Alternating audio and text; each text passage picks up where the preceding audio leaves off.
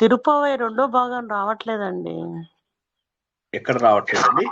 అంటే మనకు లింక్ రాలేదా, లేకపోతే ఏమైంది ప్రాబ్లము? అది మా లింక్ నొక్కంగానే వచ్చేస్తుంది ప్రవచనం, ఇప్పుడు రావట్లేదు. అందరికి అలాగే ఉందా, లేకపోతే? నాకు తెలియదండి, నాకైతే అట్లా ఉంది. మరి మధ్యలో ఆగిపోయింది. అది ఆగిపోవడానికి అవకాశం లేదు. చూస్తాను, ప్రాపర్టీస్ చూస్తున్నాను.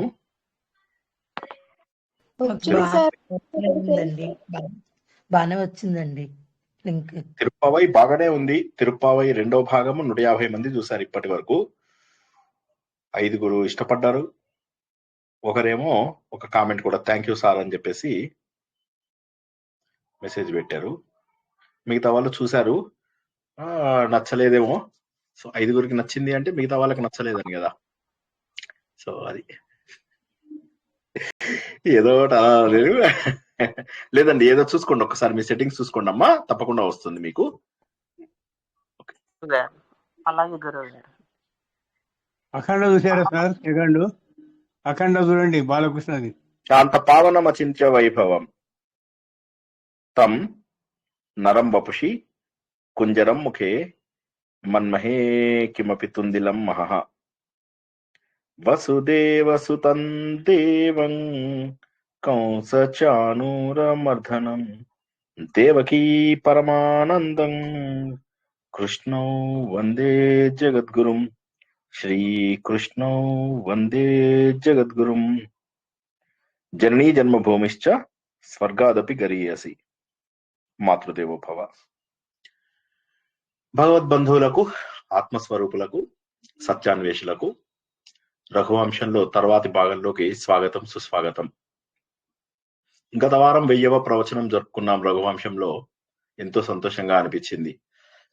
రాముడి తిరుగు ప్రయాణం, రావణ వధ తర్వాత ఎంతో ఆనందంగా, సంతోషంగా రాముడు రాజ్యంలోకి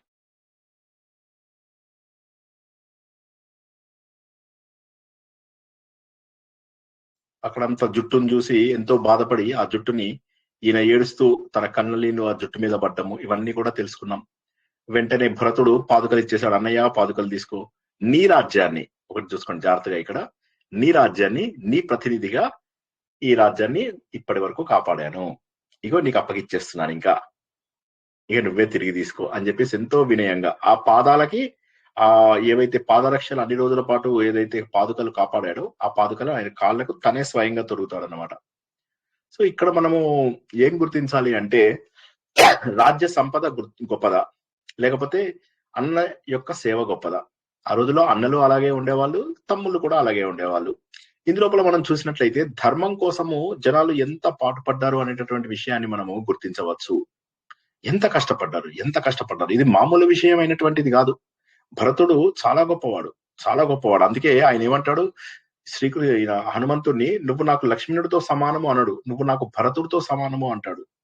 లక్ష్మణుడు ఎప్పుడు శ్రీరాముడి వెంటే ఉన్నాడు, కానీ భరతుడు మనసులో ఎప్పుడు శ్రీరాముడిని వదలలేదు. శ్రీరాముడి లాగానే బతికాడు, శ్రీరాముడి కోసమే బతికాడు, తన సర్వస్వాన్ని త్యాగం చేశాడు. కాబట్టి భరతుడు అంటే రాముడికి ఎక్కువ ప్రేమట. నువ్వు నాకు భరతుడితో సమానం అంటే లక్ష్మణుడు అంటే తక్కువ ప్రేమని కాదు, భరతుడు అంటే కాస్త ఎక్కువ ప్రేమ అని మళ్ళీ మనం తప్పర్థాలు తీయడంలో అలా రెడీగా ఉంటాం. అందుకే మనం హనుమాన్ చాలీసా నువ్వు నాకు భరతుడితో సమానము అని చెప్పి అలా ముందుకెళ్లేసరికి ఇంకా తల్లులు కనిపించారు. అప్పుడు ఈమె కూడా మెల్లగా తన విమానంలోంచి దిగుతుంది. దిగిన తర్వాత అప్పుడు ఇంకా ముందుకు వెళ్ళిపోతారు. ముందుకు వెళ్ళేసరికి తల్లులు కనిపిస్తారు. ఇక తల్లులు ఎంత సంతోషపడతారంటే వీళ్ళని చూసి, ఒక్కసారిగా అప్పటి వరకు వారి భర్త ఉన్నాడు, ఆయన వారికి అందరికీ ఆధారం అనుకుంటున్నటువంటి ఆ భర్త చనిపోయాడు, ఉన్న చాలా ఇష్టమైనటువంటి మహానుభావుడైనటువంటి కొడుకులు వెళ్ళిపోయారు వేరే చోటికి. ఈ బాధలో ఉన్నారు, ఎంతో దుఃఖంలో ఉన్నటువంటి వారు ఒక్కసారి రామలక్ష్మణులను చూడగానే ఇంకా వాళ్ళని ఎలా అంటే దగ్గరికి వచ్చేసేసి వాళ్ళు ఇంకా ఆనందం అదనమాట. వీళ్ళు ముందు తల్లిదండ్రులకు దండం పెట్టేశారు. దండం పెట్టిన తర్వాత తల్లులు వీళ్ళని సరిగా చూడలేరు, ఎందుకంటే కన్నీరు ఎట్లా ఉబుగుతోంది అంటే తల్లులు ఇంకా వీళ్ళని సరిగా చూడకుండానే కౌలించుకున్నారు కదా, ఆ స్పర్శ ద్వారా గుర్తించారట వీళ్ళు మా కుమారులు అని. ఎవరు? కౌసల్య, సుమిత్ర. కైకేయి రాలేదు అక్కడికి. సో జస్ట్ ఇక్కడ ఆయన పోలిక చూడండి, కౌగిలింత ద్వారా, ఆ స్పర్శ ద్వారా వీళ్ళు మా కుమారులు అని చెప్పేసి గుర్తించారట. అంత బాగా. దీనికి ఆయన ఎలా చెప్పాడు అంటే, ఎండాకాలం లోపల గంగా, యమున ఇవన్నీ బాగా వేడెక్కిపోతాయట. వేడెక్కిపోయాయి ఎలాగా అనుకునేసరికి ఏమవుతుంది అంటే, పైనుంచి హిమాలయాల్లోంచి వచ్చేటటువంటి జలమంతా వచ్చేసి హిమమంతా కరిగిపోయి వీటిని చల్లబరిచిందా అన్నట్టుగా. ఇన్ని రోజుల పాటు ఉన్నటువంటి ఆ వేడి, కడుపులో ఉన్నటువంటి వేడి, బాధలో ఉన్నటువంటి ఆ వేడి, ఆ తపన ఏదైతే ఉందో ఈ ఆనంద బాష్పాల ద్వారా ఒక్కసారి చల్లారింది అని మరొక పోలిక ఇచ్చి మరి మరొక జలకిచ్చాడు అనమాట కాళిదాసు మనకి ఇక్కడ. సో ఇంకా ఎంత అంటే అప్పుడు ఒక్కసారిగా వీళ్ళ శరీరం పైన చూస్తారనమాట, అన్ని పచ్చి పుండ్లు కనిపిస్తూ ఉంటాయి. వాటిని ఇలా చేతులతోటి బాగా నిమురుతారనమాట. కాకపోతే వారు ఏంటంటే అది నిమిరినప్పటికీ కూడా క్షత్రియ వనితలు వాళ్ళ పిల్లల గాయాలను కూడా ఇష్టపడతారట. అంటే ఎందుకంటే నా కుమారులు వీళ్ళు వీరులు అని చెప్పేసి సంతోషంతో వాళ్ళు చాలా సంతోషంగా పిల్లల గాయాలను ఇలా నిమురుతారనమాట. చూస్తే కొన్ని అందులో ఇంకా పచ్చిగా ఉన్నటువంటి పుండ్లు కూడా ఉంటాయన్నమాట. సరే, ఇంతలోకే సీతాదేవి వచ్చింది. వచ్చేసి వారికి పాదాభివందనం చేసి భక్తిగా నమస్కరిస్తుంది. నమస్కరించి భర్త కష్టాలకు, ఇది మనకు వాల్మీకి రామాయణంలో ఉన్నటువంటిది కాదు, ఇది ఈయన శ్రీనాథుడి భావన. భర్త కష్టాలకు కారణమైనటువంటి దౌర్భాగ్యవతిని నేను సీతని అని చెప్పేసి అంటుంది అనమాట. నా పేరు సీత అని చెప్పేసి అంటుంది. అంటే ఇక్కడ ఏంటంటే తన లోపల గిల్టీ ఉంది. ఎప్పుడైతే రాముడు చాలా స్పష్టంగా చెప్తాడు, అంటే చాలా క్లియర్ గా చెప్తాడు, వెళ్ళవద్దు, నువ్వు ఎక్కడికి వెళ్ళవద్దు, లక్ష్మణుడిని దాటి వెళ్ళవద్దు. లక్ష్మణ గీత గీయడు. మనం సినిమాల్లో లక్ష్మణ గీత గీయడం ఇవన్నీ చూస్తాం కదా, అది వాల్మీకి రామాయణంలోనూ లేదు, ఇందులో కూడా లేదు అది. అయితే ఆ లక్ష్మణుడు కాపాడతాడు, నువ్వు వెళ్ళవద్దు అని చెప్పినా కూడా మొండిగా తను లక్ష్మణుడిని కూడా తిట్టి అతని మీద దూషించి, వాక్కు అనేటటువంటిది చాలా దుర్మార్గమైనటువంటిది. ఈ వాక్కు అనేటటువంటిది అవతల వాళ్ళ గుండెలని ఎంత పెద్ద గాయం చేస్తుందో మనకు తెలియని విషయం కాదు. ఆ విధంగా గాయపరచడం వల్ల లక్ష్మణుడు అక్కడి నుంచి వెళ్ళిపోవడము, రావణాసురుడు వచ్చేసి ఆవిడని పరిగ్రహించడము జరిగింది. ఒకవేళ లక్ష్మణుడు అక్కడే ఉండుంటే ఏం జరిగేది? రావణాసురుడు లక్ష్మణుడి చేతిలో చావు దెబ్బలు తినేవాడు. లక్ష్మణుడు మహానుభావుడు, వీరుడు కూడాను. అందులో రావణాసురుడికి మానవుల చేతిలోపల మరణం కూడా ఉంది. కాబట్టి ఏంటంటే ఈ బాధ అంతా తనకుంది. తన మొండి పట్టుదల వల్లే రాముడు వెళ్ళాడు, తన మొండి పట్టుదల వల్లే లక్ష్మణుడు బయటికి వెళ్ళడం జరుగుతుంది. ఎందుకంటే ఆవిడ ఎలాంటిదంటే అతని శీలం మీదనే పూర్తి స్థాయి ద్వేషంతో ఉంటుంది అన్నమాట. అప్పుడు ఆయన ఆశ్చర్యపోతాడు, ఎందుకంటే తన పాదాలు తప్ప మరి ఏమీ చూడడు. ఎప్పుడు పాదాలు తప్ప మరి ఏమీ చూడడు. ఒకసారి ఏమవుతుందంటే రాముడికి నగలు దొరుకుతాయి కదా, వీళ్ళు వానరులంతా కూడా నగలు, వాళ్ళకి దొరికిన సీత నగలన్నీ తీసుకొచ్చి ఇస్తారు. ఇస్తే ఇవన్నీ వదిలేవి ఏవేవో గుర్తుపట్టు అంటే ఆయన ఏమీ గుర్తుపట్టాడు, కాళ్ళకు వేసుకున్న మట్టెలు తప్ప. చూసి నాకు కాళ్ళు తప్ప నేను వేరేవి చూసేవాడిని కాదు, అందువల్ల నాకు మట్టెలు ఒకటే గుర్తుపట్టగలను అని చెప్పేసి చెప్పాడు అనమాట. అంత కుమారుడితో సమానము, భక్తుడితో సమానమైనటువంటి లక్ష్మణుడు. సో ఎంత బాధ పెట్టింది సీత. సో ఇప్పుడు ఈ ఒక్క వాక్యం వెనక ఆమె గుండెలో లోతుల్లో ఉన్నటువంటి వేదనని మనం అర్థం చేసుకోగలం. సో అదన్నమాట ఇక్కడ. అయితే ఇప్పుడు వాళ్ళు తక్కువ వాళ్ళు కాదు, వాళ్ళకు కూడా తెలుసు, వాళ్ళకు కూడా భర్త వియోగమైంది, మాటకు ఎలా ఉంటుంది, పాతివ్రత్యం అంటే ఏంటి, ఇవన్నీ కూడా తెలుసు. వాళ్ళు అంటారన్నమాట, నీ భర్త బిడ్డ అంటారు వాళ్ళు, బిడ్డ, నా కూతురా, వత్స అంటే. ఎందుకంటే ఇక్కడ మనం గుర్తించాల్సింది ఏంటంటే వారికి కూడా తెలుసు, ఈమె పడుతున్న బాధ తెలుసు. నీది తప్పు లేదు, నీ పాతివ్రత్యం, నీ శీలం వల్లనే నీ భర్త, నీ సోదరుడు, వీళ్ళిద్దరు కూడా ఇన్ని గండాలలోంచి పెద్ద పెద్ద కష్టాలను దాటుకుంటూ బయటికి వచ్చారు అని చెప్పేసి వాళ్ళిద్దరూ కూడా ఎంతో సంతోషిస్తూ ఆమెను ఊరడిస్తూ పైకి లేపారన్నమాట. ఇంకా అక్కడి నుంచి చూసేసరికి ఇక ఊర్లో వాళ్ళందరూ కూడా పట్టాభిషేకం కోసం అని చెప్పేసి ఎక్కడెక్కడి నుంచో జలాలు, ఎన్నో నదుల నుంచి, సముద్రాల నుంచి ఎన్నో తీసుకొస్తుంటారు, ఎన్నో పావన నదుల ఇవి. సో అందరూ రాక్షసులు కొంతమంది తీసుకొస్తారు, వానరులు కొంతమంది తీసుకొస్తారు, రకరకాల జలాలు. ఇవన్నీ కూడా మనము ఇందులో చూడవచ్చు, నంది గ్రామంలో చూడవచ్చు. ఎవరైనా నంది గ్రామానికి వెళ్ళారా? అయోధ్య దగ్గర నంది గ్రామానికి వెళ్ళారా? హలో, అందరూ నిద్రలు పోతున్నారు. ఇవాళ 9ంటికే నిద్రలు పోతున్నారు. వెళ్ళలేదా? ఓకే, నిద్రపోలేదేమో అంటున్నారు అనుకున్నా. నిద్రపోయారు కానీ వెళ్ళలేదు అంటున్నారు, అంతే కదా? ఎవరు వెళ్ళలేదు సార్. అక్కడ ఒకటి నది గ్రామంలో ఉంటుంది అనమాట, ఒక బావి. అందులోపల వీళ్ళు తెచ్చినటువంటి నీళ్ళన్నీ కూడా అక్కడి నుంచి వస్తాయి అని చెప్పి దాన్ని మనతో తాగిస్తారు, మనం ఇంటికి కూడా తెచ్చుకోవచ్చు అనమాట. సో అక్కడ ఒక వ్యక్తి ఉంటాడు మన కోసం తోడడానికి. మనం వస్తే అతను తోడి ఆ నీళ్ళు ఇస్తాడనమాట. అక్కడ 3 మందిరాలు ఉంటాయి అని చెప్పేసి చెప్పాను కదా నేను. నంది గ్రామంలో తప్పకుండా వెళ్ళండి అయోధ్య. లేకపోతే నేను తీసుకెళ్తాను మీ అందరినీ. సో మనం కూడా తీర్థయాత్రలు చేద్దాం, డబ్బులు బాగా చేసుకుందాం. ఓకేనా? సో తీర్థయాత్రలు చేద్దాం, అందరి దగ్గర బోల్డ్ అంత డబ్బు తీసుకుంటారు, ఒక్కసారిగా లక్షాధికారిని అయిపోతాం. శివలింగాలు ఉంటాయా సరే? శివలింగము, మృత్యుంజయ అవన్నీ ఉంటాయా? కాదు. ఇది ఎక్కడంటే మనకు అయోధ్య దగ్గర ఫస్ట్ టికెట్ నాదే ఉన్నటువంటి సార్ అయోధ్యకు. పర్వతాడు తపస్సు చేసినట్టు. సారీ, వేణుగోపాల్ గారు ఏదో అన్నారు, నేను వినలేదు, సారీ. ఫస్ట్ టికెట్ నాదే సార్ అంటున్నా. ఓహ్ అచ్చా, నేను తీసుకెళ్తే ఫస్ట్ టికెట్. తీసుకెళ్తే ఫస్ట్ టికెట్ మనదే అంటున్నారు. అయితే అక్కడ అందరం వస్తాం సార్ ట్రిప్ కి. ఎంత మందిని తీసుకెళ్లానో ఇప్పటి వరకు అసలు లెక్క లేదు. ఎన్ని సార్లు వెళ్ళానో, ఎంత మందిని తీసుకెళ్లానో అసలు. సరే, ఎనీవే మమ్మల్ని కూడా తీసుకెళ్ళండి. మళ్ళా స్టూడెంట్స్ అక్కడ డిఫరెన్స్ వస్తుందిలేండి, అది కుదరదు. సరే, ఎనీవే ఎవరైనా వెళ్ళేటప్పుడు చక్కగా గైడ్ చేస్తాను. ఓకేనా? సరే, అయితే మీరు ఇంత నాలెడ్జ్ రాదండి. మేము వెళ్ళామనుకోండి, మీ అంత గ్రాస్పింగ్ గానీ అంత నాలెడ్జ్ ఉండదు. వెళ్ళొచ్చేస్తాం.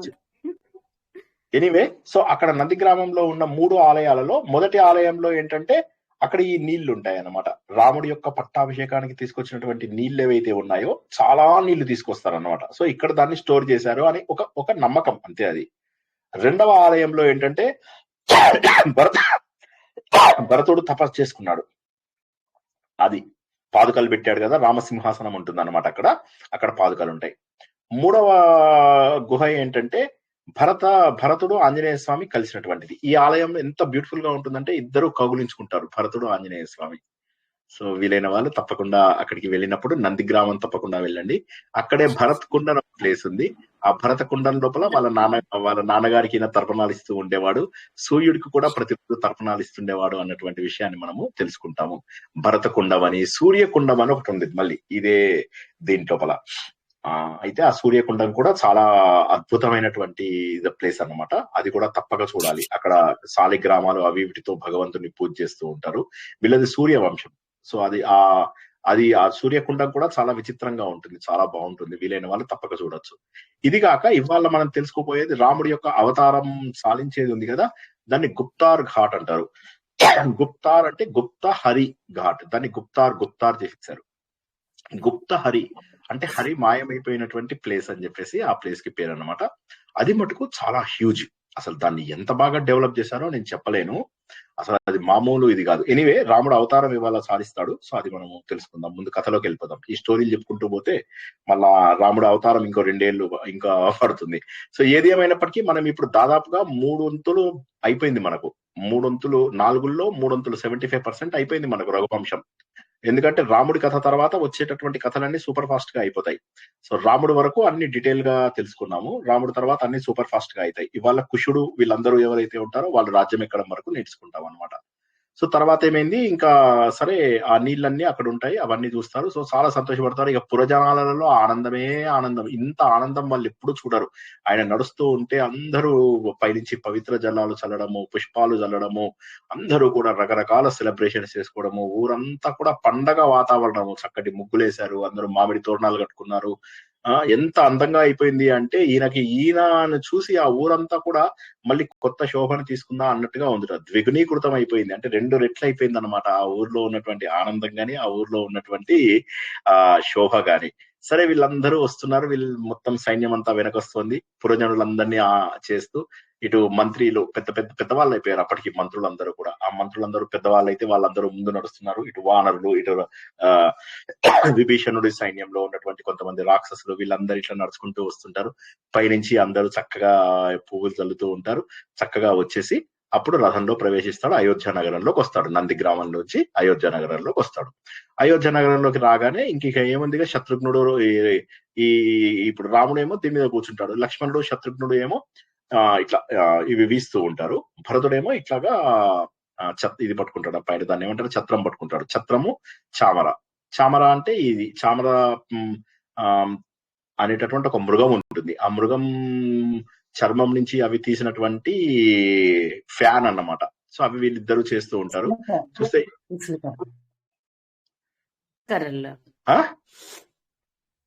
విసనకర్రలు.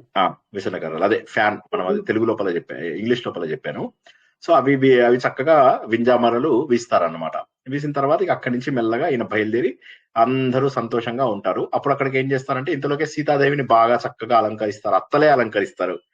నువ్వు ఇంత బాగా ఉండు, అంత బాగా ఉండు, ఇప్పుడు మార్కెట్ లో కొత్త ప్రొడక్ట్ ఒకటి వచ్చింది, ముఖంకి రాసుకుంటే మంచిగా గ్లో ఇస్తుంది అని చెప్పేసి ఇదే ప్రొడక్ట్ శ్రీనివాస్ ఉన్నాడు కదా, ఆయన కూడా చిన్నప్పుడు వాడాడు, దీన్ని వీకో టర్మరిక్ అంటారు, అది వాడినా కూడా ఆయన తెల్లబడలేదు.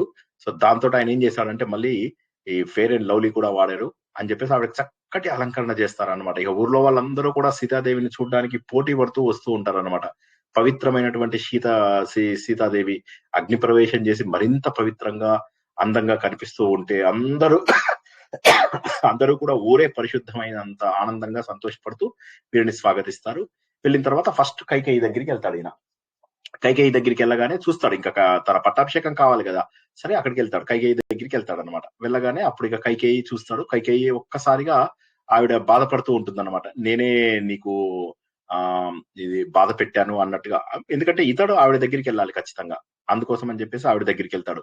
వెళ్ళి అంటాడు అనమాట, నీ వల్లనే, ఆవిడ సిగ్గుపడుతూ ఉంటుంది, నీ వల్లనే మా తండ్రి తను ఇచ్చిన మాట నిలబెట్టుకున్నాడు అమ్మా, నువ్వు అలా అనుకోకు, నువ్వు గనక అడగకపోతే మా నాన్నగారి అవి 2 వరాలు ఏవైతే ఇచ్చాడో అవి తీర్చకుండానే ఆయన వెళ్ళిపోవాల్సి వచ్చేది, ఎందుకమ్మా నువ్వు అలా బాధపడుతున్నావు అని చెప్పగానే ఒక్కసారిగా కైకేయి ఎంత ఓదార్పు పొందుతుందంటే, అమ్మ మా నాన్నగారికి స్వర్గం రావడానికి కారణం నువ్వు, ఎందుకంటే నీకు ఇచ్చినటువంటి 2 వరాలు తీర్చుకోకుండానే ఆయన వెళ్ళిపోయి ఉంటే ఆయనకు స్వర్గం వచ్చేది కాదు, మా నాన్నగారికి అక్షయ స్వర్గ ఫలం వచ్చింది అంటే అది నీ వల్లే కదమ్మా, సత్యం నుంచి ఆయన జారకుండా ముందుకున్నాడు అంటే అది నీ వల్ల కాదా తల్లి, కాబట్టి నువ్వు అస్సలు దాని గురించి గిల్టీ అవ్వాల్సినటువంటి అవసరం లేదమ్మా అని చెప్పేసి ఓదారుస్తాడు. ఓదార్చగానే ఇంకా ఆమె ఒక్కసారిగా అసలు సిగ్గు పోతుంది. అప్పటిదాకా ఉన్నటువంటి సిగ్గు, బాధ, గిల్ట్ ఏదైతే ఉంటుందో, ఇక్కడ మీరు అయోధ్య చూసిన వాళ్ళ కోసం మాత్రమే చెప్తున్నాను. అయోధ్య లోపల రామాలయానికి ఇది రఘువంశంలో లేదు, జస్ట్ మీకు ఎక్స్ట్రా ఇన్ఫర్మేషన్ ఇస్తున్నా. ఈ నాలెడ్జ్ ఓవర్ఫ్లో అయితే అదే ప్రాబ్లం. ఏమైతుందంటే ఒక పట్టాన కుదురుగా ఉండలేను నేను, ఏది తోస్తే అది చెప్పేస్తూ ఉంటా. సో అయోధ్య లోపల పక్కనే కనక్ మహల్ అని ఒకటి ఉంటుంది అనమాట. అది ఎంత బాగుంటుందో చెప్పలేము. ఆ కనక్ మహల్ యాక్చువల్ గా ఈవిడ కైకేయి దేవి ప్రత్యేకంగా రాముడి కోసం, సీత కోసం కట్టించిస్తుంది అనమాట. ఈ రాజ్మహల్ కి ఎదురుగానే ఉండేలాగా ఆవిడ ఇస్తుంది అనమాట. సో చాలా అందమైనటువంటి ప్లేస్ అది. నిజం చెప్పాలంటే అయోధ్యలో మెయిన్ రామాలయము ఇప్పుడు చాలా బాగుంది, అది వేరే సంగతి. ఒకప్పుడు ఆ రామాలయం కంటే కనక్ మహల్ చాలా బాగుండేది. ఆ కనక్ భవన్కి మనం వెళ్ళాలంటే అసలు ఎలా అంటే, అసలు రాత్రిపూట అరౌండ్ 9:30కో ఎంతకో వాళ్ళు ఒక ప్రత్యేకమైనటువంటి అలంకారం చేస్తారు. నాకు జనరల్లీ ఈ అలంకారాలు ఇవన్నీ పెద్దగా ఇష్టం ఉండవు కదా, కానీ నాతో వచ్చిన వాళ్ళలో కొంతమంది ఇలాగే బలవంత పెట్టారు, శ్రీనివాస్ గారు మేము ఇట్లా ఆడవాళ్ళం వెళ్తున్నాం, మళ్ళీ రాత్రిపూట 10:30కి వస్తాము అది అంటే. సరే వాళ్ళ ప్రొటెక్షన్ కోసం వెళ్ళాను అనమాట, ఎందుకంటే నాకు కర్ర తిప్పడం వచ్చు కదా, 10 మందినైనా కొడతా నేను. సో వాళ్ళకి ఆ మాట చెప్పాను బై మిస్టేక్. చెప్తే వాళ్ళు ఏం చేశారు, నిజంగానే 10 మందిని కొడతాడా లేదా చూద్దామని అనుకున్నారో, లేకపోతే నిజంగానే ప్రొటెక్షన్ కి తీసుకెళ్లారో ఏదైతే ఏంటి, మొత్తం మీద వాళ్ళు తీసుకెళ్తే అక్కడికి వెళ్ళాను అనమాట. వెళ్ళి నేను ఆశ్చర్యపోయాను. నా లైఫ్ లోపల నేను ఎప్పుడూ కూడా ఈ అలంకరణలకి వాటికి పెద్ద ప్రాధాన్యత ఇవ్వని వాడిని. ఆ అలంకరణ చూసి ఆశ్చర్యపోవడమే కాకుండా అప్పటి నుంచి నా మిత్రులందరినీ కూడా ఆ నైట్ 9:30 టైంకి తీసుకెళ్లేవాడిని. అక్కడ మీరు ఎంతసేపు వెయిట్ చేయాలి తెలుసా, ఈ అలంకరణకు సుమారు 1/2 hour to 45 minutes వెయిట్ చేయాలి. అందులోపల అంత అయిపోయిన తర్వాత అలంకరణ చూపించి తీసుకొస్తాను. సో అది కైకేయి ఇచ్చినటువంటి భవనం అన్నమాట. జస్ట్ ఇది ఎక్స్ట్రా ఇన్ఫర్మేషన్, మనకు రఘువంశంలో లేదు. సో చాలా ఆ పాయింట్ మీకు చెప్పాలనిపించింది, ఆపుకోలేకపోయాను. సరే సుగ్రీవుడు, విభీషణుడు వీళ్ళందరూ ఎవరైతే ఉంటారో వాళ్ళ విడిది ప్లేసెస్కి వెళ్ళి వాళ్ళు షాక్ అయిపోతారు, ఇంత బాగుందా ఇక్కడ, ఇంత అద్భుతమైనటువంటి ప్లేసెస్ ఎలా ఇచ్చారని. రాముడు తన ఇల్లే ఇచ్చేస్తాడు విభీషణుడికి. సరే ఇదైపోయిన తర్వాత ఇక మునులు, ఋషులు వీళ్ళందరూ అక్కడి నుంచి కొంతమంది వస్తారు, అడుగుతారు, రాముడిని బాగా పొగుడుతారు. ఏం జరిగిందో క్లుప్తంగా రాముడు అన్ని చెప్తాడు, అప్పటి వరకు ఎలా జరిగింది, రావణవధ ఎలా జరిగింది, ఇవన్నీ కూడా చెప్తాడు అనమాట. సరే ఏది ఏమైనా కూడా మంచి పట్టాభిషేకం జరుగుతుంది. పట్టాభిషేకాన్ని ఇంకా మరీ ఎక్కువ వర్ణించారు ఆయన రఘువైన కాళిదాసు. తర్వాత అందరూ కూడా అక్కడ వెళ్ళలేక అక్కడ చూస్తూ వాళ్ళకి 15 రోజులు ఇలా గిర్రం తిరిగిపోతాయి. హమ్ ఆప్కే హై కోన్ లోపల పెళ్ళైపోతుంది కానీ ఎవరు వెళ్ళరు. చివరికి వాళ్ళు టికెట్లు చేయించుకుంటారు. టికెట్లు చేయించుకుంటే ఏమవుతుంది, ఇటు సతీష్ షా వచ్చేసి ఏమి టికెట్లు ఏవి అంటాడు. అంటే వాళ్ళు ఇగో వాళ్ళు వెళ్ళాలి, మేము చూసుకో ఈ టికెట్లు అంటాడు. ఆ టికెట్ తీసుకుని చింపేస్తాడు. చింపడు, వెళ్ళి రైల్వే స్టేషన్కి వెళ్ళి క్యాన్సిల్ చేయండి తన అసిస్టెంట్ కి ఇస్తాడు. జ్ఞాపకం ఉందా హమ్ ఆప్కే హై కోన్ సినిమా చూసారా ఎవరైనా? నా స్టూడెంట్స్ చాలా డల్. చాలా ఎంజాయ్ చేసాం సార్, చాలా మంది చూసాం. చూసాం. ఆ సినిమా లోపల వాడు ఏం చేస్తాడు, సతీష్ టికెట్ ఇచ్చేసి క్యాన్సిల్ చేయంటాడు. అదే విధంగా ఇక్కడ వీళ్ళు వెళ్ళలేక 15 రోజుల పాటు అక్కడే ఉండిపోతారు, విడిది లోపలే ఉండిపోతారు. ఉండిపోయి ఆ 15 రోజుల తర్వాత అందరూ అక్కడి నుంచి చక్కగా వెళ్ళిపోతారు అనమాట. వెళ్ళగానే ఇంకప్పుడు మళ్ళీ రాముడు ఏం చేస్తాడు, పుష్పక విమానం ఏదైతే ఉందో అది తన దగ్గర ఉంచుకోడు, విభీషణుడికి కూడా ఇవ్వడు. ఆ పుష్పక విమానము ఎవరిది, ఒరిజినల్లీ కుబేరుడిది. సో కుబేరుడికి మళ్ళీ పంపిస్తాడు. దీన్ని బట్టి ఏమర్థం అవుతుందంటే, ఒక్క మాట చెప్తాను, ఏమనుకోవద్దు, చచ్చిపోయినా సరే వేరే వాళ్ళ దగ్గర వస్తువు తీసుకోకండి. అంటే చచ్చిపోయేటట్టయితే తీసుకోకండి. ఇవాళ మేము కన్హా శాంతివనంకి వెళ్ళామన్నమాట. మా మిత్రుడు ఒకడు ఏమన్నాడంటే, నేను ఇట్లా అదేంటి ఆయన తమిళియను, బిస్సి వీరాబాత్ తర్వాత దద్దోజనం అవి చేయించి తీసుకొస్తానా ఇదని చెప్పి అందరితో డిస్కస్ చేశాడు. నేను ప్రవచనంలో ఉన్నా కాబట్టి ఆ టైంలో డిస్కస్ చేశారు వాళ్ళు. ఇప్పుడు నాకు చెప్పారు, పొద్దున్న నా ప్రవచనం అయిపోయాక నాకు చెప్పారు. నేను తినాను కదా, ఇప్పుడు దానికైనా డబ్బు తీసుకోడు. డబ్బు తీసుకున్నప్పుడు వేరే వాడి ఉప్పున్న వస్తువుని నేను ఎలా తినగలను? సో కాబట్టి నేను తినలేను. సో ఇంత ప్రతి చిన్నదానికి ఇంత ఆలోచిస్తాను. నేను పే చేస్తే తప్ప నేను తినను. సో జస్ట్ అంటే ఆలోచించండి, తప్పో ఒప్పో నేను ఏమంటానంటే, వేరే వాళ్ళ దగ్గర ఎంత కష్టమైనా చేయి దాచకండి, ఏ వస్తువులు తీసుకోకండి. నా మాట నమ్మండి. నిజమైన స్టూడెంట్స్ అంటే మీరు ఈ ఒక్క పని చేయండి, ఎవరి దగ్గర ఏం తీసుకోకండి. మీకు ఎంత ఆత్మీయులైనా సరే, లేదా వెంటనే అప్పచెప్పేసేయండి, ఏదో ఒకటి వెంటనే అప్పచెప్పేసేయండి. అది మట్టుకు నేను మళ్ళీ అంటున్నానని ఏమనుకోవద్దు. రాముడు ఆ పుష్పక విమానం నుంచుకుంటే విభీషణుడు ఏమన్నాడు, ఎందుకంటే అది ఆయనది కాదు. అట్ ద సేమ్ టైం కుబేరుడు అసలు పట్టించుకోడు. ఎందుకంటే అకార్డింగ్ టు కుబేరుడు తన తమ్ముడు తీసేసుకున్నాడని వదిలేస్తాడు. రావణాసురుడు తమ్ముడే కదా కుబేరుడికి, సో ఆయన వదిలేస్తాడు. సో కాబట్టి అసలు ఇంకెక్కడ ఏ ప్రశ్న లేదు. అయినప్పటికీ కూడా రాముడు వేరే వాళ్ళ సొమ్ము పైన తన ఇది లేదు. ఈ ఒక్క మాట నేను చెప్పాలన్నదే చెప్తున్నాను. సో ఇది తర్వాత ఇక కాళిదాసు కొన్ని పోలికలు, మనం ఇందాక ఏదైతే సామధాన భేద దండోపాయాలు రాముడు లక్ష్మణుడు భరత శత్రుఘ్నుడు అని చెప్పేసి గత వారం తెలుసుకున్నాం. ఈసారి ఏమన్నాడు, ధర్మార్థ కామ మోక్షాలు అనేవైతే ఉన్నాయో ఆ విధంగా రాముడు లక్ష్మణుడు భరత శత్రుఘ్నుడు. రాముడు ఏ విధంగానైతే ధర్మార్థ కామాల పైన ఆయనకి శ్రద్ధ ఉందో అలాగే తన మిగతా ముగ్గురు తమ్ముళ్ళని కూడా అంత ప్రేమగా చూసుకున్నాడు అని చెప్పి కాళిదాస్ చెప్పాడు అనమాట. అంటే తనకు ధర్మం పాటించడము, అర్థము, కామము కూడా ఒక వ్యక్తి జీవితంలో సాధించాలి కాబట్టి అవి సాధించాలనేటటువంటి కోరిక. ఈ 3 కోరికలు ఎంత గొప్పవో తన తమ్ముళ్ళైన ముగ్గురు అంటే కూడా అంతే గొప్పది అని చెప్పేసి అందరితోటి సంతోషంగా, తల్లులలో మళ్ళీ ఎవరితోని డిఫరెన్స్ ఉండేవాడు కాదు. ఆయనకి 3 తల్లులు వీళ్ళు. ఇది కాక ఆయనకి దశరథుడికి చాలా మంది భార్యలు ఉంటారు. ఆ భార్యలందరినీ కూడా తన తల్లుల్లాగానే చూసుకుని, ఎవరిని ఎట్లా అంటే ఈయన కుమారస్వామి షణ్ముఖుడు కదా, 6 కృతికలను ఏ విధంగానైతే తన తల్లులను అందరినీ సమానంగా చూసుకుంటాడో, అందరి దగ్గర తను పాలు స్వీకరించాడు కాబట్టి అందరినీ సమానంగా చూసుకోవాలి. అదే విధంగా తన తల్లులందరినీ కూడా సమానంగా చూసుకున్నట్ట రాముడు. తన తల్లి కౌసల్యనే కాదు, నిజం చెప్పాలంటే మన ఒరిజినల్ రామాయణం కనుక మనం చదువుకుంటే కౌసల్యకు కైకేయికి అస్సలు పడదు. కౌసల్య అంటుంది, నువ్వు వెళ్ళాక ఇక ఆమె బాగా రుబాబ్ చేస్తుందిరా, తన పొగరంతా నా మీదే చూపిస్తుంది, నా మీద కక్ష కట్టి నన్ను సాధిస్తుంది, ఎంత తిడుతుందో కైకేయిని ఒరిజినల్ రామాయణంలో. కానీ అఫ్ కోర్స్ రఘువంశంలో ఇక అంత పెద్దగా రాయలేరు కాబట్టి అక్కడికి క్లుప్తంగా వదిలేశారు. అలాంటిది రాముడి విషయంలో మాత్రం ఎటువంటి తేడా లేదు, అందరితోటి సమానం. కానీ ఇక్కడ మన కాళిదాసు పోలికలు చూసుకున్నట్లయితే ధర్మార్థ కామ మోక్షాలను ఒకసారి అన్నాడు, ఇంకోసారి ఇంకోటి ఏం చెప్పాను, నలుగురిని ధర్మార్థ కామ మోక్ష 4 వేదాలు ఉన్నట్టుగానే ఏదో చెప్పాం కదా, అలా ఒకసారి చూసుకున్నాడు తమ్ముళ్ళని. ఇప్పుడు మళ్ళీ ఇక్కడ తల్లులనేమో కుమారస్వామి చూసుకున్నట్టుగా. అంటే ఏ విధంగానైతే అంటే పోలికలు, మాట మాట్లాడితే ఆయన పోలికలు, మాట మాట్లాడితే ఆయన పోలికలు. ఇక ఆయనకు డబ్బు అసలు లెక్కలేదు, ఆయన వల్లనే ధనంకి విలువ వచ్చిందిరా. జనరల్ గా ధనం వల్ల మనకు విలువ వస్తుంది, కానీ మన వల్ల మన ధనంకి విలువ వచ్చింది అంటే రాముడు. అంటే లోకమంతా కూడా ఆయన వల్ల ధనవంతమైంది. అంటే ఈ పోలికలు జస్ట్ గుర్తించండి, ఇది రామాయణం కథ అందరికీ తెలిసిందే, కానీ ఆ లోకం ధనవంతమైంది, ఈ ప్రపంచం అంతా కూడా క్రియావంతమైంది ఆయన వల్లనే. ఆయన మహానుభావుడు అవడం వల్లనే ఇదంతా కూడా అమోఘమైనటువంటి ప్రాంతమైంది. సో ఆయన వల్లనే లోకమందరికీ కూడా పుత్రులు పుట్టారా, నాకు పుత్రులు కావాలి అనేటటువంటి కోరిక ఇచ్చేంత మహానుభావుడు ఆయన అని చెప్పేసి ఆ విధంగా ఊర్లో ఉన్న వాళ్ళందరినీ చాలా ప్రేమగా చూసుకోవడము, చాలా సంతోషంగా ఉండడము, ఈ విధంగా అన్ని కూడా చూసుకుంటూ ఉంటాడు. రాజ్యం మాత్రం అద్భుతంగా పరిపాలిస్తూ ఉంటాడు. ఇది మనము ఒరిజినల్ యుద్ధకాండలో తెలుసుకున్నట్టుగా రాముడు 11,000 సంవత్సరాలు ఇవన్నీ ఇక్కడ రాయలేదు. రాముడి కాలం లోపల అకాల మరణాలు ఉండేవి కాదు, రాముడు అద్భుతంగా పరిపాలించేవాడు, ఎవరింట్లో కూడా ధాన్యంకి తక్కువ ఉండేది కాదు, ఎవరింట్లో కూడా సంపదలకు తక్కువ ఉండేది కాదు, ఎవరింట్లో కూడా తల్లిదండ్రుల ముందు పిల్లలు మరణించే వాళ్ళు కాదు. ఇటువంటివి చాలా గొప్ప విషయాలు తెలుసుకున్నాం కదా. అవన్నీ రాయలేదు, కానీ అందరూ చాలా సుఖశాంతులతో ఉండేవారని చెప్పేసి కాళిదాసు గారు మనకు చెప్పారు. అదే కాకుండా ఆయన ఇంకోటి ఏంటంటే, ఇది అయిపోయిన తర్వాత మరి భార్య సంగతి ఏంటి? మరి లోకాన్ని చూసుకుంటున్నాడు, మరి భార్యని ప్రేమగా చూసుకోవడా? భార్యతోటి కూడా ఎంత ప్రేమగా చూసుకునేవాడంటే, శ్రీనివాస్ వాళ్ళ ఆవిడని ఎంత ప్రేమగా చూసుకున్నాడో అంతకంటే ఎన్నో రెట్లు ప్రేమగా చూసుకున్నట్ట. సో ఆ విధంగా అలా చాలా ప్రేమగా చూసుకునేవాట భార్యని. చూసుకుని మధ్య మధ్య లోపల వాళ్ళకి ఆ పాత జ్ఞాపకాలు వచ్చేవన్నమాట. అరణ్యంలో ఇక్కడున్నాను చూడు, అక్కడున్నాను చూడు అంటే వాళ్ళకి ఎంతో సంతోషం అనిపించేది. ఆ విషయాలన్నీ తలుచుకుంటూ ఉంటే అవి కష్టాలే కాదు అనిపించేది. ఇది మనము చాలా గమ్మత్తైన విషయం. ఇది అందరికీ కూడా మనకు ఒక మాట చెప్తారు, జ్ఞాపకం ఉందా? మరపురాని బాధ కంటే మధురమే లేదోయ్. ఇవన్నీ అర్థం కావాలంటే నేను ఎన్నోసార్లు చెప్పాను, రస హృదయం ఉంటే ఇవన్నీ ఇంకా బాగా అర్థమవుతాయి. ఆ ఫీలింగ్, ఆ స్పందించే హృదయం ఉండాలి, ఆ రెస్పాన్సివ్ హార్ట్ ఉండాలి.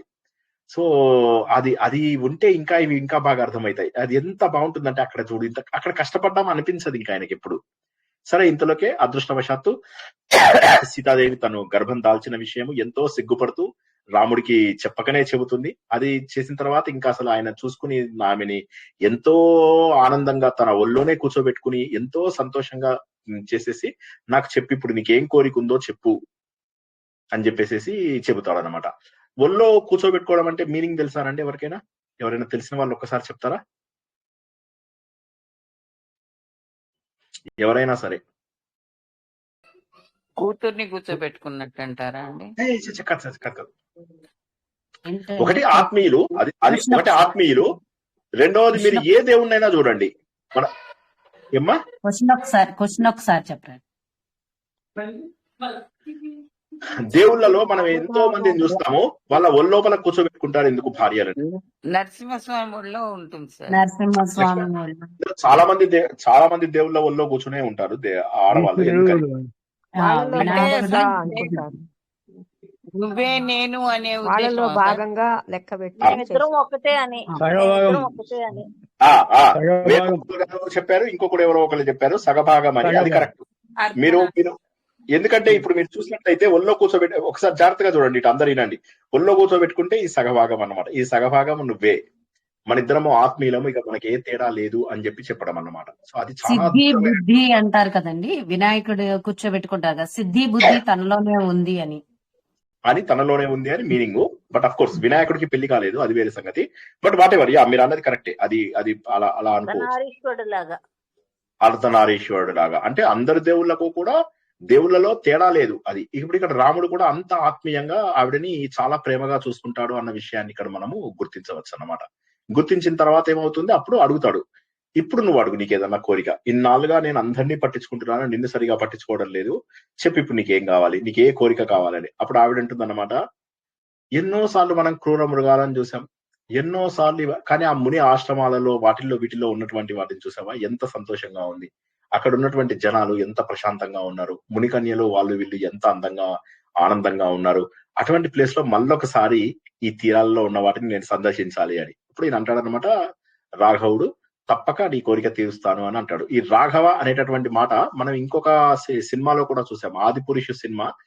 చాలా మందికి నచ్చలేదు, నాకు చాలా ఇష్టమైన సినిమాలలో ఆదిపురుషు ఒకటి. సినిమాలలో అన్ని తప్పులే ఉన్నాయి, కానీ నాకు మాత్రం ఆ సినిమా చాలా ఇష్టము. తప్పులు ఉన్నప్పటికీ కూడా అది కించపరిచినట్టుగా నాకు అనిపించలేదు. అల్టిమేట్ గా రావణుడే చనిపోయాడు, ఇంద్రజిత్తే చనిపోయాడు. అవి చూపించిన పద్ధతులు తప్పే, అవి మనకు రామాయణం ప్రకారం తీసినవి కాదు. కానీ కథ మాత్రం నాకు బాగా నచ్చింది, నాకు పిక్చరైజేషన్ కూడా చాలా నచ్చింది.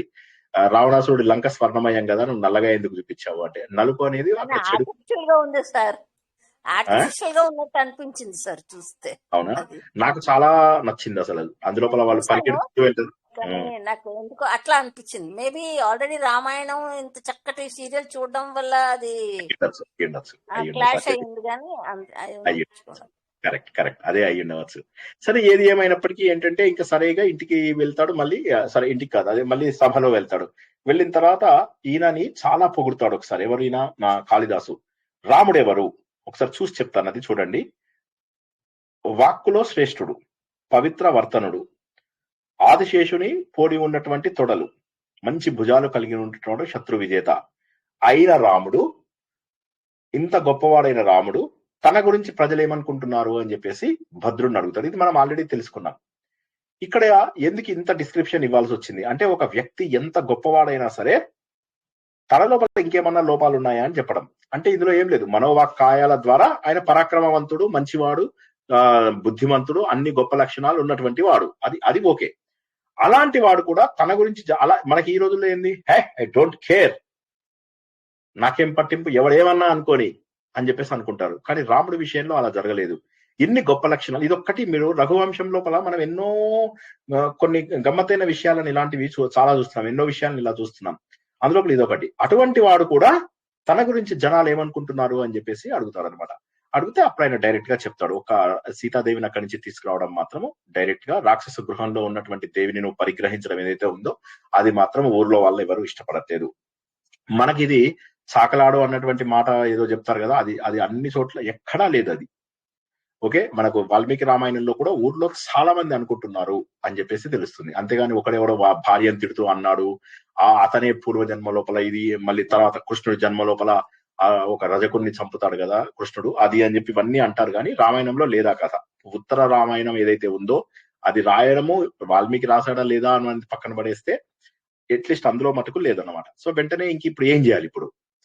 ఇప్పుడు నేను ఈ అపవాదుని నేను భరించి ఊరుకోవడమా, లేకపోతే ఏ తప్పు చెయ్యను, ఇక్కడ చూడండి మళ్ళీ ఈ అపవాదుని నేను భరించి ఊరుకోవడమా, లేకపోతే ఏ తప్పు చెయ్యని నా భార్యను అడుగుకోవడం. ఎంత దారుణమైనటువంటి సమస్య ఆలోచించండి. సరే, ఏది ఏమైనా కూడా నాకు ఇంక ఇది పెద్దగా చెప్పడం ఇష్టం లేదు. వెంటనే తమ్ముళ్ళందరినీ పిలుస్తాడు, తమ్ముళ్ళకి చెప్తాడు, తర్వాత సీతాదేవిని పంపించేస్తాడు. తర్వాత సీతాదేవి అడవిలోకి వెళ్ళగానే బోరున ఏడుస్తుంది, లక్ష్మణుడితోటి మాట్లాడు. ఇవి నాకు ఇష్టం ఉండవు, ఏ సీన్స్ నాకు ఇష్టం లేవు, నేను వాటిని ఒప్పుకోను కూడా, సరేనా, మీరు వీలైతే మీరు చదువుకోండి. లక్ష్మణుడు ఆవిడకి పాదాభివందనం చేస్తాడు. ఆవిడ అంటుంది, ఏ జన్మలో తప్పు చేసుకున్నానో ఇలా భర్తకు మాటికి వియోగం వస్తుంది, ఈసారి మళ్ళీ జన్మ వస్తే అటువంటి భర్తే కావాలి, సో ఇంకా నేను ఆయనకు దూరం అవ్వని, ఇది కావాలి అని చెప్పేసి వెళ్తుంది. అప్పుడు ఆవిడ మూర్చబడిపోతుంది. వాల్మీకి వస్తాడు, నువ్వు రావాల్సిన చోటుకే వచ్చావమ్మా, బెంగపడకు, నీ భర్త నిన్ను పరిచయించాడు, నా దగ్గరే ఉండు అని చెప్పేసి, మీ మామగారు దశరథుడు చాలా గొప్పవాడు, మీ డాడీ కూడా నాకు తెలుసు, మీ నాన్నగారు ఎంత గొప్పవాడంటే గొప్ప జ్ఞాని, ఆయన జ్ఞానోపదేశంతో ఎంతో మంది సంసారంలో ఉన్నటువంటి వాళ్ళకి ఆయన జ్ఞానోపదేశం చేశాడు. అది మాటలు కాదు, సంసారంలో ఉన్న వాళ్ళు మంచి మాటలు వినరు. అందరూ శ్రీనివాస్ స్టూడెంట్స్ కాదు, అందరూ కూడా చిత్రగుప్తుడు బ్యాచ్. శ్రీనివాస్ స్టూడెంట్స్ మాత్రం సంసారులైనా కూడా శ్రద్ధగా జ్ఞానం కూడా వింటారు అప్పుడప్పుడు. ఆత్మ ఇది రేపు ఆత్మబోధ ఉంది, మళ్ళీ ఎల్లుండి ఆదిత్య హృదయం, మళ్ళీ టఫ్ సబ్జెక్టులు వచ్చేసాయి. సో ఇవాళలాగా ఆహ్లాదంగా ఉండదు, చక్కగా ఏదో ప్రశాంతంగా వింటున్నారు ఇవాళ. సో అలా ఉండదు, నిద్ర కూడా పోతారు చక్కగా. సో రామాయణం చెప్తూ ఉంటే ఎటెళ్ళైనా సరే రామాయణం అంత ఆకర్షిస్తుందన్నమాట. ఏం మాట్లాడదు కదా, 100 సార్లు వినండి, 1000 సార్లు వినండి, 1,00,000 సార్లు వినండి, కానీ అది మాత్రం అలా అయస్కాంతంలాగా అతుక్కుంటూ ఉంటుంది అనమాట. చిన్నప్పుడు ఏ కథ చెప్పినా అంత నిద్ర పట్టేది కాదు, రామాయణం చెప్పంగానే ఆహా రామకథ అని పడుకునే వాళ్ళం అనమాట. అదే ఇప్పుడు కూడా వింటూ ఉంటే అదే అనిపిస్తుంది, అదే అలా గుర్తొస్తూ ఉంటుంది. చాలా బాగుంటుంది, మధురం. అండ్ గమ్మత్ ఏంటంటే, అండ్ ఇంకోటి తెలుసా, నాకు ఏంటి అనేది తెలియదు. నాకు అసలు రామాయణం అంటే నాకు అసలు ఏదో చిన్నప్పుడు చదివిన స్టోరీసే, అప్పుడప్పుడు విన్నవి జోక్స్ సినిమాల్లో వచ్చినవి తప్పితే నాకు పెద్దగా రామాయణం మీద అంత శ్రద్ధ లేదు, అంత పట్టు కూడా ఉండేది కాదు. చెప్పే కదా, ఒకళ్ళు నన్ను బలవంతంగా తీసుకెళ్లారు భద్రాచలంకి. అక్కడ నేను రామాయణం, నాకు పారాయణాలు ఇష్టం లేవు, కానీ అందరితో పాటు పారాయణం చేశాను. చేస్తూ నా ప్లాన్ ఏంది, నాకు వాళ్ళు చెప్పిన వాళ్ళు ఏం చేశారంటే, మేము పారాయణం చేస్తుంటా, మీరు స్టోరీ చదివేయండి అని. నేనేం చేశాను, పారాయణం చదువుతున్నట్టే చదువుతూ మొత్తం స్టోరీ చదివేసేవాడిని. అలా 8 గంటలు 9 గంటల పారాయణం కూర్చొని చేసేవాళ్ళము. తిండి సరిపోయేది కాదు, చాలా తక్కువ పెట్టేవాళ్ళు తిండి భద్రాచలంలో, చాలా కష్టమయ్యేది. బ్రేక్ఫాస్ట్ పెట్టమంటే కొద్ది బ్రేక్ఫాస్ట్ పెట్టేవాళ్ళు, అది కూడా సరిపోయేది కాదు. ఏదో గోధుమ రవ్వ ఉప్మా తీసుకొచ్చి పెట్టేవాళ్ళు. అది ఎట్లా అంటే ఏనుక్కి కొబ్బరి చిప్పి ఇచ్చినట్టుగా అయ్యేది నా పరిస్థితి. సో చాలా కష్టపడేవాడిని. అయినప్పటికీ కూడా మొత్తం కథని మళ్ళీ రాత్రి నా రూమ్మేట్ పడుకున్నాక 9:30కి కూర్చొని ఆ రోజు చదివినటువంటి కథ, అందులో ఉన్న గొప్ప గొప్ప వర్ణనలన్నీ కళ్ళు మూసుకొని 1.5 hour పాటు నేను మనసులో రిపీట్ చేసుకునేవాడిని. మననం చేసుకుంటే నాకు ఎంత సంతోషం అనిపించేదో. ఇదైనా కొన్ని రోజులకి ఏమైంది, నేను కార్తీక మాసము వచ్చిందన్నమాట.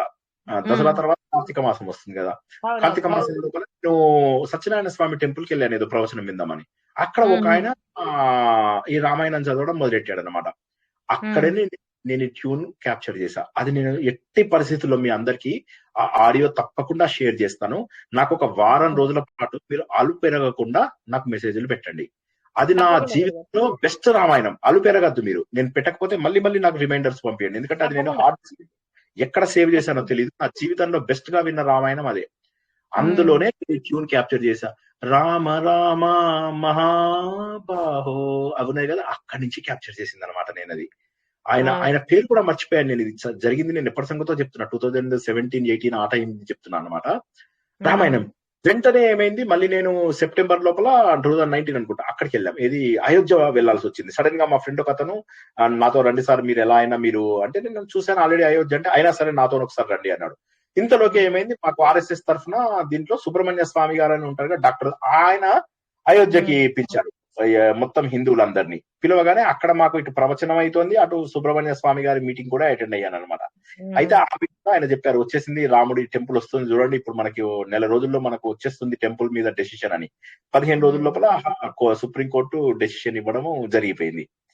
సో ఇలాగా అంటే ఎట్లా అంటే, నాకు అన్ని ఒకే సీక్వెన్స్ లో, అంటే రాముడికి సంబంధించినవే ఒక 3-4 నెలల్లో ఒక 5-6 సార్లు నేను రామాయణం వినడం జరిగింది.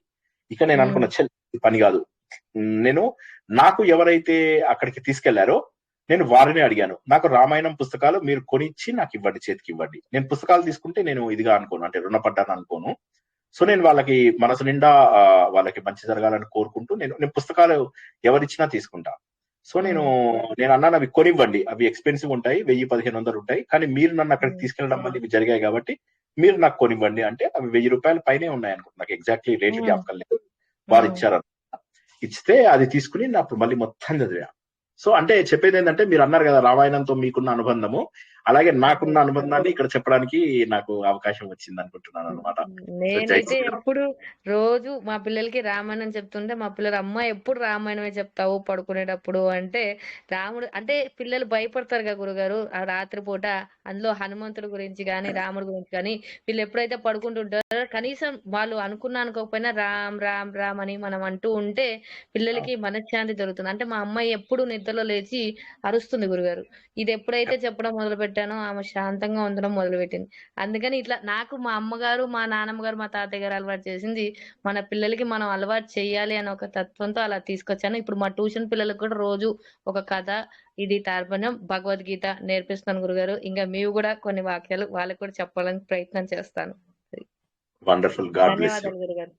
Nice journey, I really appreciate. And ఇంకోటి ఒకటే గుర్తుంచుకోండి, చిన్న పిల్లలకు నేర్పించే ప్రతిదాన్ని నేను ఇష్టపడతాను. మన టీంలో కూడా చాలా మంది ఉన్నారు. మన శ్రీదేవి మేడం ఉన్నారు కదా, ఆవిడ కూడా విశ్వ హిందూ పరిషత్ దాని నుంచి ఆవిడ నేర్పిస్తూ ఉంటారు మన పిల్లలకి భగవద్గీత. చిన్న పిల్లలకి, నేను పెద్దవాళ్ళకి నేర్పించే వాటిని పెద్దగా ఇష్టపడను, చిన్న పిల్లలకు నేర్పించడం అవి చేసే వాళ్ళని నేను చాలా ఇష్టపడతాను. ఆవిడ మన శ్రీదేవి మేడం కూడా, వారు కూడా నేర్పించి మొన్న విశ్వ హిందూ పరిషత్ లో ఆవిడ కూడా వన్ ఆఫ్ ద జడ్జ్ అనమాట. ఆ జడ్జిల్లో ఉన్న 5గురిలో ముగ్గురు నా స్టూడెంట్స్ అనమాట. నాకు నవ్వొచ్చింది, అసలు నాకు తెలియదు కూడా, అక్కడికి వెళ్ళాక వీళ్ళందరూ జడ్జిలు అని చెప్పి తెలిసింది. నేను అక్కడ ముఖ్య వక్తగా వెళ్ళాను. సరే, anyway coming back to Jayasrikrishna sir, చిన్న మాట రామాయణం గురించే. నాకు కూడా చాలా ఇష్టం సార్. నేను తెలుగు నేర్చుకున్నది రామాయణం చదివి నేర్చుకున్నాను సార్. అది ఎలా అంటే, చందమామ వచ్చేది కదా సార్ సీరియల్, చందమామ మ్యాగజైన్ వచ్చేది. అందులో చందమామలోని ఈ కథలు ఇచ్చేవారు కదా రామాయణంవి. అవి మొత్తం ఒక 20 బుక్స్ అన్నమాట దానివి. అలా బౌండ్ చేసిన ఉండేవి మొత్తం సిరీస్.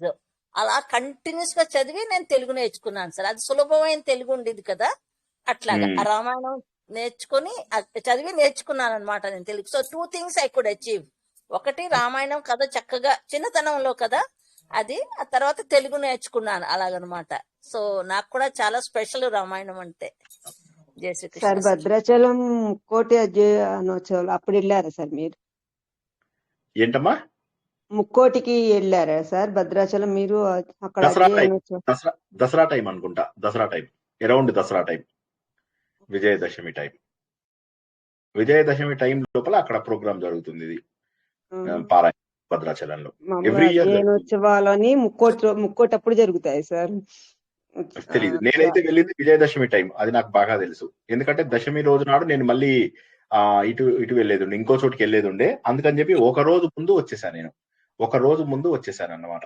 అంటే మొత్తం అది చివరి రోజు రామ పట్టాభిషేకము కంటే ఒక రోజు ముందు నేను అక్కడ వదిలేసేసి వచ్చాను అన్నమాట. ఎనీవే నాకు అంత ఇది లేదు. But anyway, so coming back to our story. So ఏమైందంటే సీతాదేవి కూడా చెప్పండి. అదే రోజు RSS 100 days ఫంక్షన్ అయింది సార్ మా ఊర్లోను. అయిందా? ఓకే. చాలా బాగా, అసలు ఎప్పుడు వెళ్ళలేదు, ఫస్ట్ టైం నేను. ఆయన కూడా ఎంత బాగా చెప్పారు, మీరే గుర్తొచ్చారు సార్. ఇంకా ఆయన చెప్తుంటే మీకులాగే నేను ఆవేశంగా స్పీచ్ చదివి చాలా బాగా ఇచ్చారు.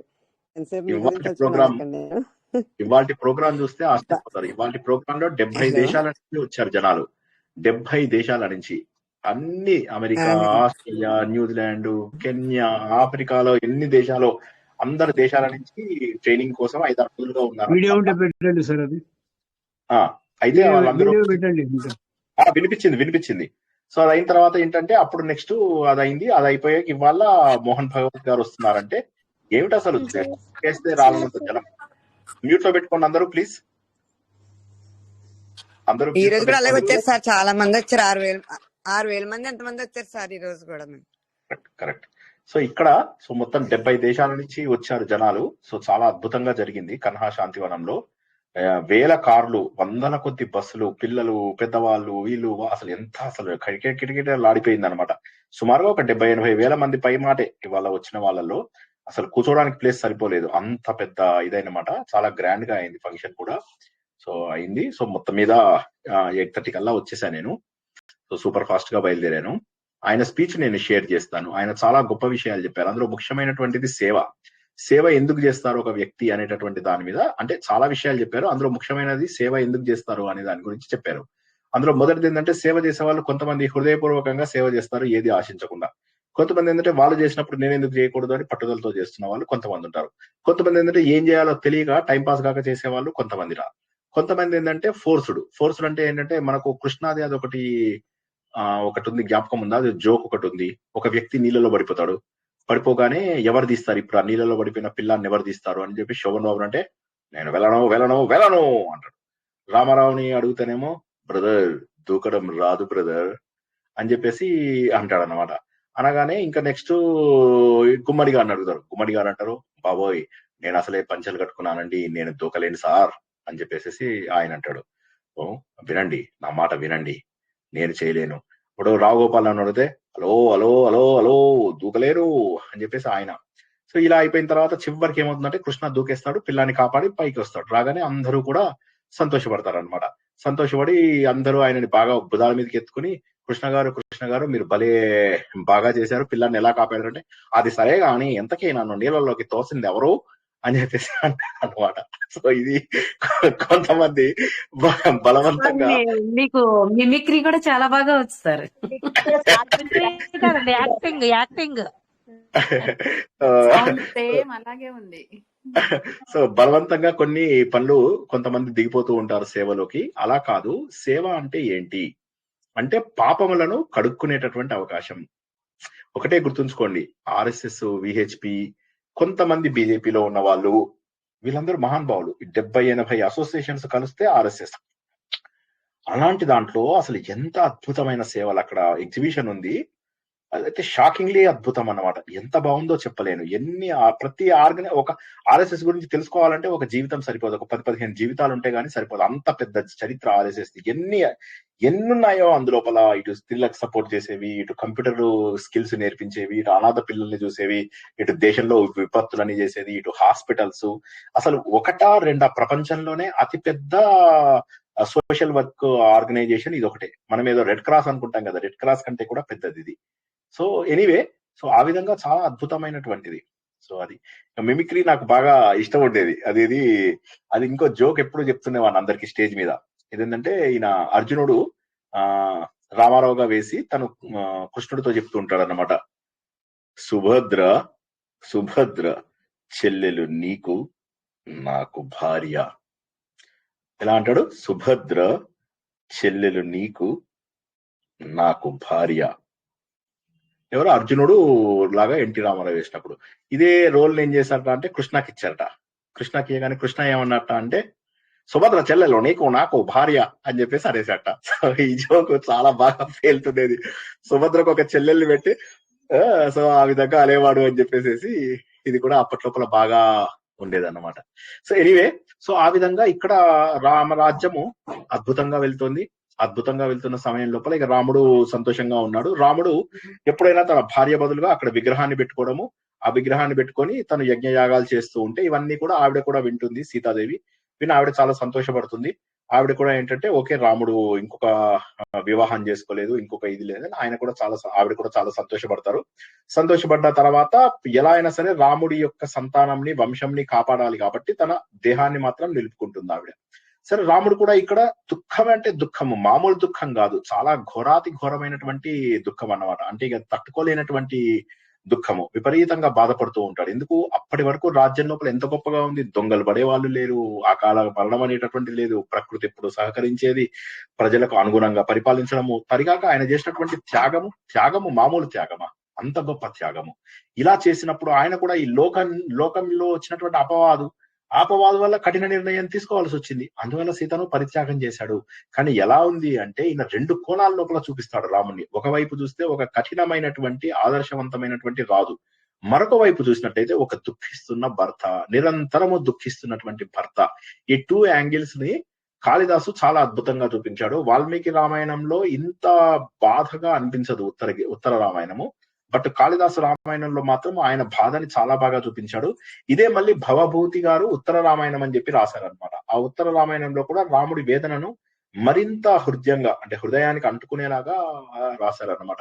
సో ఆ విధంగా రాముడికి ఏది అనుభవించలేదు, తనకున్న ఒక రాజ్యం తప్ప పాపం ఆయన ఏది అనుభవించలేదు అని చెప్పేసి అంటారు.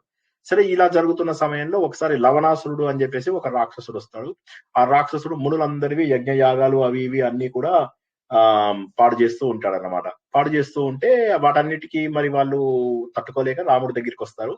రాముడి దగ్గరికి వచ్చి రాముడితో అంటారు, ఎలా అయినా మమ్మల్ని కాపాడాలి, అప్పుడు విశ్వామిత్రుడిని కాపాడేవు కదా, అలా మమ్మల్ని కాపాడాలంటే ఇప్పుడు మరి రాజ్య భారాన్ని వదలలేను అని శత్రుఘ్నుడిని పంపిస్తాడు. శత్రుఘ్నుడు ఇక పెద్ద సైన్యాన్ని తీసుకుని వెళ్తాడు. శత్రుఘ్నుడు రాముడితో సమానమైనటువంటి ధైర్యం ఉన్నటువంటి వాడు. అన్నయ్య ఆశీర్వాదం తీసుకుని వెళ్ళిపోతాడు. వెళ్తూ ఆ ప్లేస్ చాలా దుర్గమమైనటువంటి ప్లేస్ అన్నమాట. ఆ ప్లేస్ కి మొత్తం మీద చేరుకోవాలి. సరే, అలా వెళ్తూ ఉంటే ఎలా ఉన్నాడు అంటే సూర్యుడు వాలకిల్యులు అని ఒక మునులు, చిన్న బేబీ మునులు ఉంటారు అనమాట, వేలంతటి మునులు. ఈ వాలకిల్యులే మనకి ఇంద్రుడికి శాపం పెట్టారు అని చెప్పేసి మనము గరుత్మంతుడి కథ లోపల తెలుసుకున్నాము. అది జ్ఞాపకం రాకపోతే చెప్పండి, ఇంకోసారి చెప్తాను. బట్ వాళ్ళను అనుసరిస్తున్నటువంటి సూర్యుడు లాగా సైన్యం అనుసరిస్తుంటే ఆ వెనకాల శత్రుఘ్న అలా వెళ్తున్నాడు అని చెప్పి వెళ్తూ వాల్మీకి తపోవనంలో ఒక నైట్ స్టే చేస్తారు అనమాట.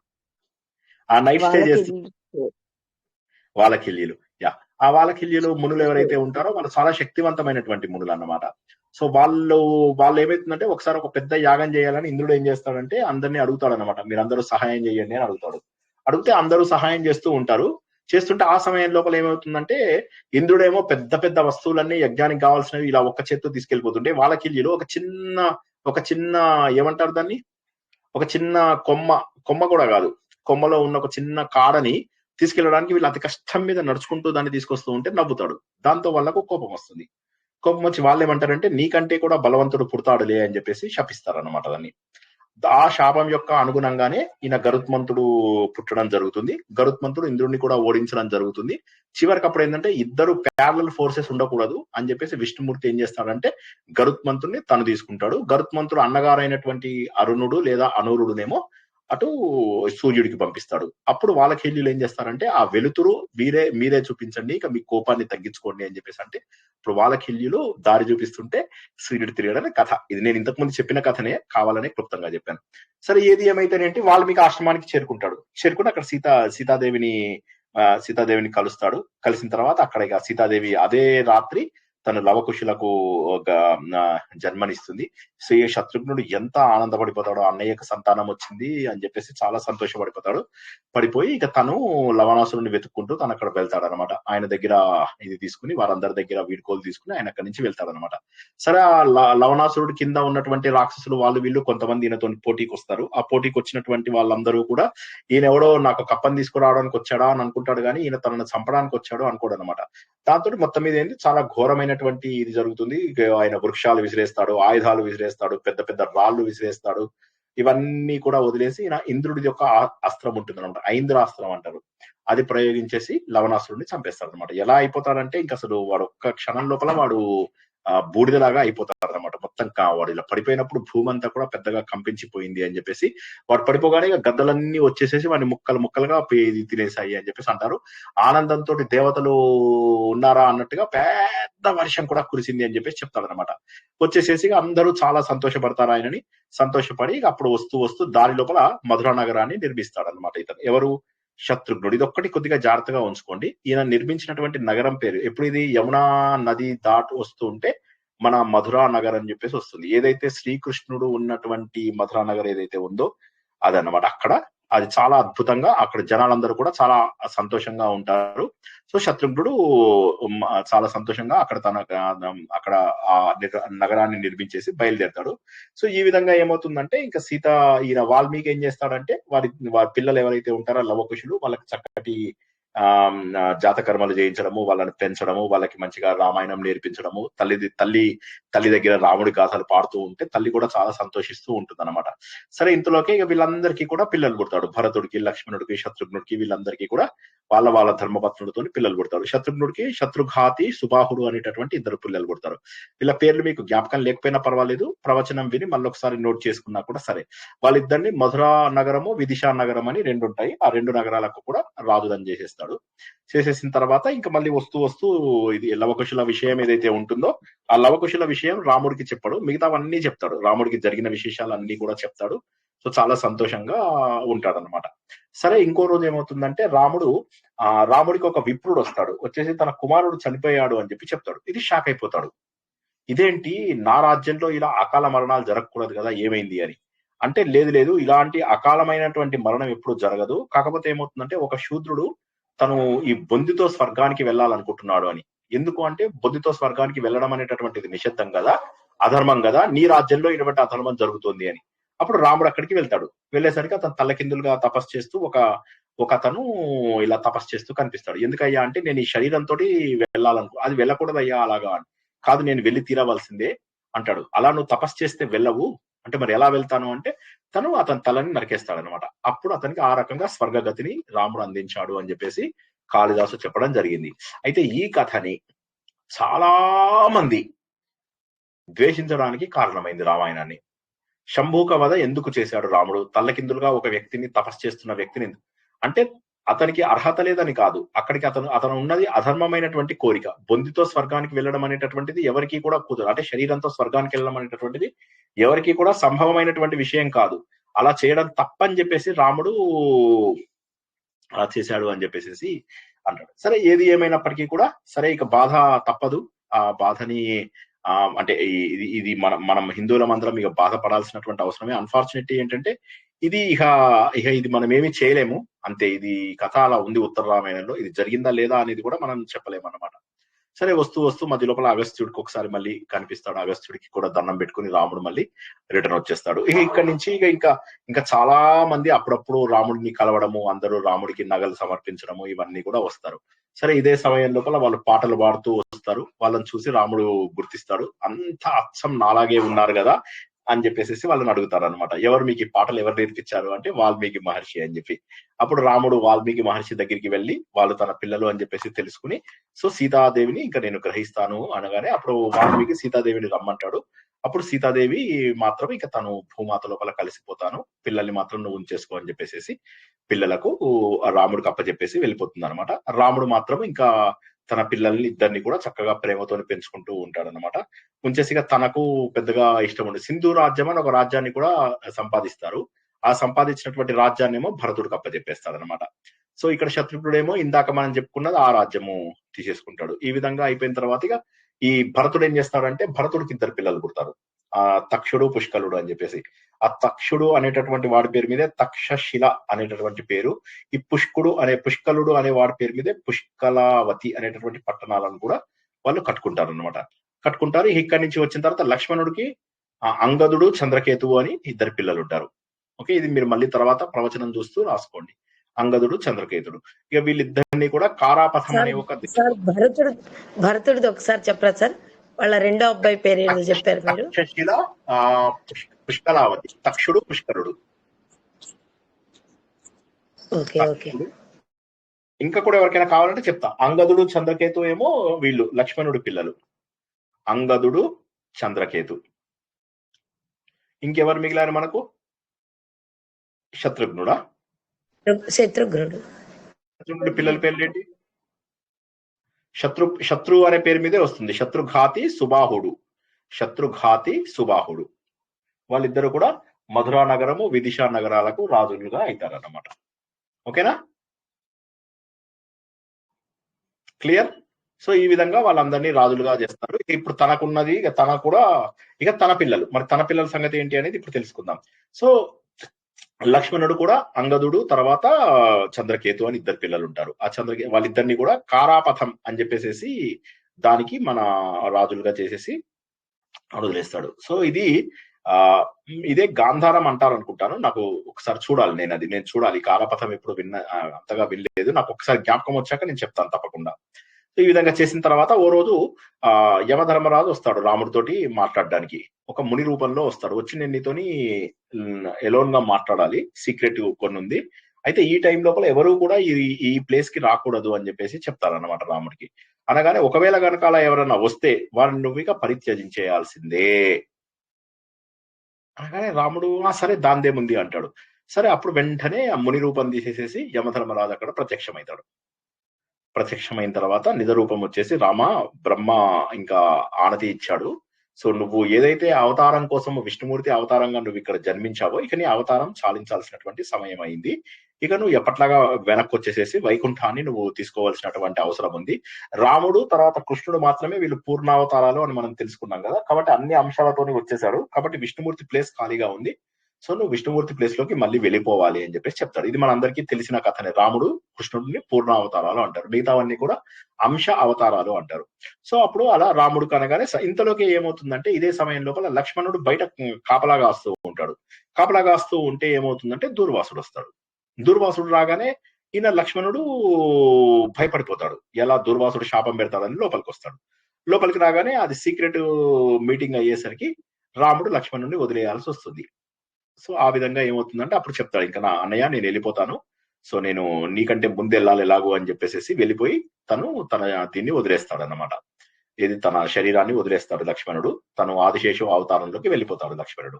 వెళ్ళిపోయిన తర్వాత ఇక రాముడు ఊర్లో వాళ్ళందరికీ కూడా చెప్తాడు. ఇంకా చెప్పేసేసి ఇక అయిపోయింది. అందరూ జనాలు కూడా ఎవరైతే ఉన్నారో వాళ్ళందరూ కూడా సో ఇంకా రెడీగా ఉండండి, నేను మోక్షం నేను అవతారం చాలించడానికి సిద్ధమయ్యాను. ఎవరెవరైతే నాతో పాటు రావాలనుకున్నారో వారందరూ రావచ్చు, నేను వెయిట్ చేస్తాను కొంతసేపు అని చెప్పేసి అంటాడు. సరే ఎవరు రారు, రాముడిని అప్పటికి కూడా అవతారం చాలించే మనిషిగా ఎవరు అనుకోరు. సరే లవకుశులను మాత్రము, కుశుడినేమో కుశావతి అనే ఊరికి, లవుడునేమో శరావతి అనేటటువంటి రెండు ఊర్లకి తను రాజుగా చేసేస్తారు. అయోధ్యకి మాత్రం మళ్ళీ కుశుడు మళ్ళీ వెంటనే కొన్ని రోజుల తర్వాత మళ్ళీ అయోధ్యను తను రాజధానిగా చేసుకుంటాడు కుశుడు. ప్రస్తుతానికి మాత్రం కుశావతి అనేటటువంటి ప్లేస్ కి తను రాజుగాను, ఇతడేమో శరావతి అనేటటువంటి ప్లేస్ కి రాజుగా లవుడుగా అయిపోతాడు అనమాట. అయిపోయిన తర్వాత ఇక వెళ్ళిపోయి మొత్తం మీద గుప్తార్ ఘాట్ అని చెప్పి నేను ఏదైతే చెప్పానో అక్కడ అందరూ చూస్తుండగా వారందరితో పాటుగా అవతారాన్ని సాధిస్తారనమాట. అప్పుడే ఒక పెద్ద దివ్యమైన విమానం వచ్చింది, రాముడిని అందరూ ఎక్కించుకుంది. ఆ విధంగా సరయూ నది అనేటటువంటి దాన్ని ఒక నిచ్చెనలాగా చేసుకుని రాముడు అవతారం సాధించాడు అని చెప్పేసి చెప్తాము. ఇప్పటికీ కూడా అది ఆ ప్రాంతం మనం గుప్తార్ ఘాట్ లోపల మనము తెలుసుకుంటాం అనమాట. ఇక అప్పటి వరకు కూడా దేవతల రూపంలో ఉన్నటువంటి చాలా మంది, ఫర్ ఎగ్జాంపుల్ సుగ్రీవుడు వీళ్ళందరూ ఎవరైతే ఉంటారో వాళ్ళందరూ మళ్ళీ వాళ్ళ రూపాలని చేరుకుంటారు. సో ఇక అది మొత్తం మీద ఈ విధంగా అయోధ్యలో చాలా మంది రాముడితో రావాలి, కానీ కొంతమంది మాత్రం రాగలుగుతారు, చాలా మంది మాత్రం రారు. ఇటు సైడ్ చూసినట్లయితే అటు విభీషణుడు అటు దక్షిణం వైపు, ఇటు చూస్తేనేమో హనుమంతుడేమో ఉత్తరాల్లో హిమాలయ పర్వతాల లోపల, ఈ విధంగా రెండు ప్రాంతాలలో ఇద్దరు వీళ్ళని ఏమంటారు చిరంజీవులు, ఇద్దరు చిరంజీవులని స్థాపించి ఎంతో సంతోషపడి తన అవతారం సాధించి నిజ స్వరూపాన్ని దాల్చి అద్భుతమైనటువంటి వెలుగుని పొందినటువంటి ఆ మహానుభావుడైనటువంటి వాడు. జై శ్రీరామ్. ఆత్మసుఖము వీడిని ఆట కొరకు పాత్ర పోషణ చేసి సూత్రధారి, విశ్రమించద నీ పాదం ఆశ్రయించి పరమ కరుణాంతరంగా శ్రీ పాండురంగా. జై శ్రీకృష్ణ. సో ఈ విధంగా మనము అద్భుతమైనటువంటి విషయాలన్నీ కూడా ఈరోజు తెలుసుకున్నాం. రాముడు తన అవతారాన్ని సాధించడము, ఆయన చేస్తున్నటువంటి చివరి అశ్వమేధ యాగము, అందులోపల ఏ విధంగా బంగారు సీతను ఆయన వాడుకోవడము. ఎందుకంటే శాస్త్ర ప్రకారం భార్య లేకుండా ఈ యజ్ఞ యాగాలు చేయకూడదు అన్నమాట. సో ఎంతసేపు కూడా పాపం కుల గురువులు వాళ్ళు వీళ్ళు ఎంతో మంది బతిమలాడతారు రాముణ్ణి, మీరు పెళ్లి చేసుకోండి, మళ్ళీ పెళ్లి, ఎప్పటికీ కూడా పాపం పెళ్లి చేసుకోడు. కానీ తనకు ఆమె మీద ఉన్నటువంటి ప్రేమకు గుర్తుగా ఒక బంగారు ప్రతిభ, దీన్ని హిరణ్మయి సీత అని అంటారు అనమాట, అది ఉంచుకొని చేయడము. అందువల్లనే రాముణ్ణి ఏకపత్ని వ్రతుడు అని వాల్మీకి చెప్పినా చెప్పకపోయినా కాళిదాసు మాత్రం చెప్పాడు అన్నటువంటి ఎనాలిసిస్ మనం ఇక్కడ గుర్తుంచుకోవాలి. లవకుశులు అత్యద్భుతమైనటువంటి గానం, వాళ్ళు చూడ్డానికి ఈయన ఎవరికి ఇవ్వాలా అనుకుని రాముడి పిల్లలకే ఇవ్వడం వాల్మీకి, ఎందుకంటే మిగతా అందరి పిల్లల్లోకి కూడా వీళ్ళే పాడుతూ ఉండడం. చూస్తుంటేనేమో బ్రాహ్మణ పిల్లల వేషధారణ, కానీ వాళ్ళ కళ, వాళ్ళ ఇవి చూస్తుంటేనేమో క్షత్రియ స్పందన. అది వింటూ ఉంటే రాముడికి కళ్ళంతా చెమర్చిపోతూ ఉంటాయి అన్నమాట. అంటే తనలాగే ఉండడం కూడా చూసి ఆశ్చర్యపోతూ ఉంటాడు.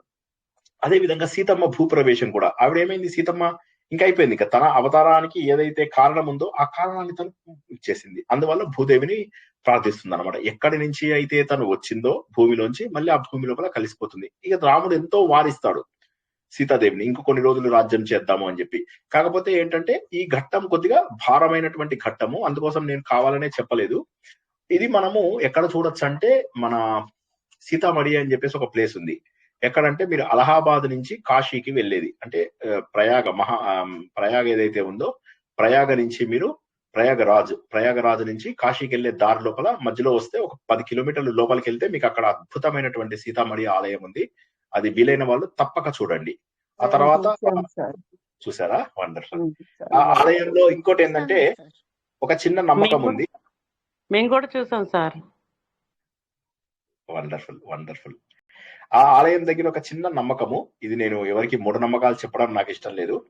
అక్కడ ఒక ఆలయంలో, ఫస్ట్ ఆలయంలో దీపాలు పెడితే మంచి జరుగుతుంది అని ఒక నమ్మకం ఉందన్నమాట. సో నేను పర్సనల్ గా ఎప్పుడు ఏం కోరుకోలేదు, నేను కోరుకున్న వాటికంటే ఎప్పుడు జీవితంలో ఎక్కువే ఇచ్చాడు దేవుడు. ఆనెస్ట్లీ నేను ఒకటి అడిగితే నాకు 100 వచ్చాయేమో జీవితంలో అని ఎన్నోసార్లు అనిపిస్తూ ఉంటుంది. ఎప్పుడు కోరుకోలేదు. సో అయితే అక్కడ మా ఫ్రెండ్స్ అందరికీ కూడా నేను ఒక కోరిక పెట్టుకొని రండి అని చెప్పేవాడిని. నేను అనేవాడిని, నాకు తెలీదు, ఇది నమ్మకం. కానీ ఇలా నేను తీసుకొచ్చిన వాళ్ళలో మా సొంత అన్నయ్యకే కోరిక తీరడం జరిగింది, అక్కడ దీపం వెలిగించిన వాళ్ళకి. అది మరి ఆ స్థల ప్రభావం ఏదన్నా ఉందేమో తెలియదు, కొన్ని స్థలాలలో ఎక్కువ ఇది ఉంటుంది. కానీ నేను ఇది మూఢనమ్మకంగా చెప్పడం లేదు అని మా ఫ్రెండ్స్ అందరికీ కూడా చెప్తే అందరూ కూడా ఒక్కొక్క కోరిక కోరుకోవడము వారందరికీ తీరడం జరిగింది. నేను ఇది మూఢనమ్మకాల కోసం చెప్పడం లేదు, ఆ స్థలం యొక్క గొప్పతనం గురించి మాత్రం గురుగారు మాకు కూడా జరిగింది. మేము ఇల్లు కట్టుకోవాలని కోరుకున్నాం, మాకు కూడా జరిగింది అక్కడ దీపం పెట్టొచ్చాక, కాబట్టి అది అబద్ధం కాదు.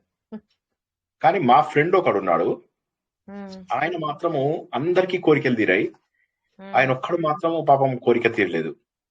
నేను ఆయన అడిగాను, ఏమైంది, మీ అందరూ నా దగ్గరికి సంతోషంగా వచ్చి చెప్తున్నారు, మీరు ఎందుకు సంతోషంగా లేరు, ఏంటి మీకు కోరిక తీరలేదు అంటే, తీరలేదు అన్నాడు.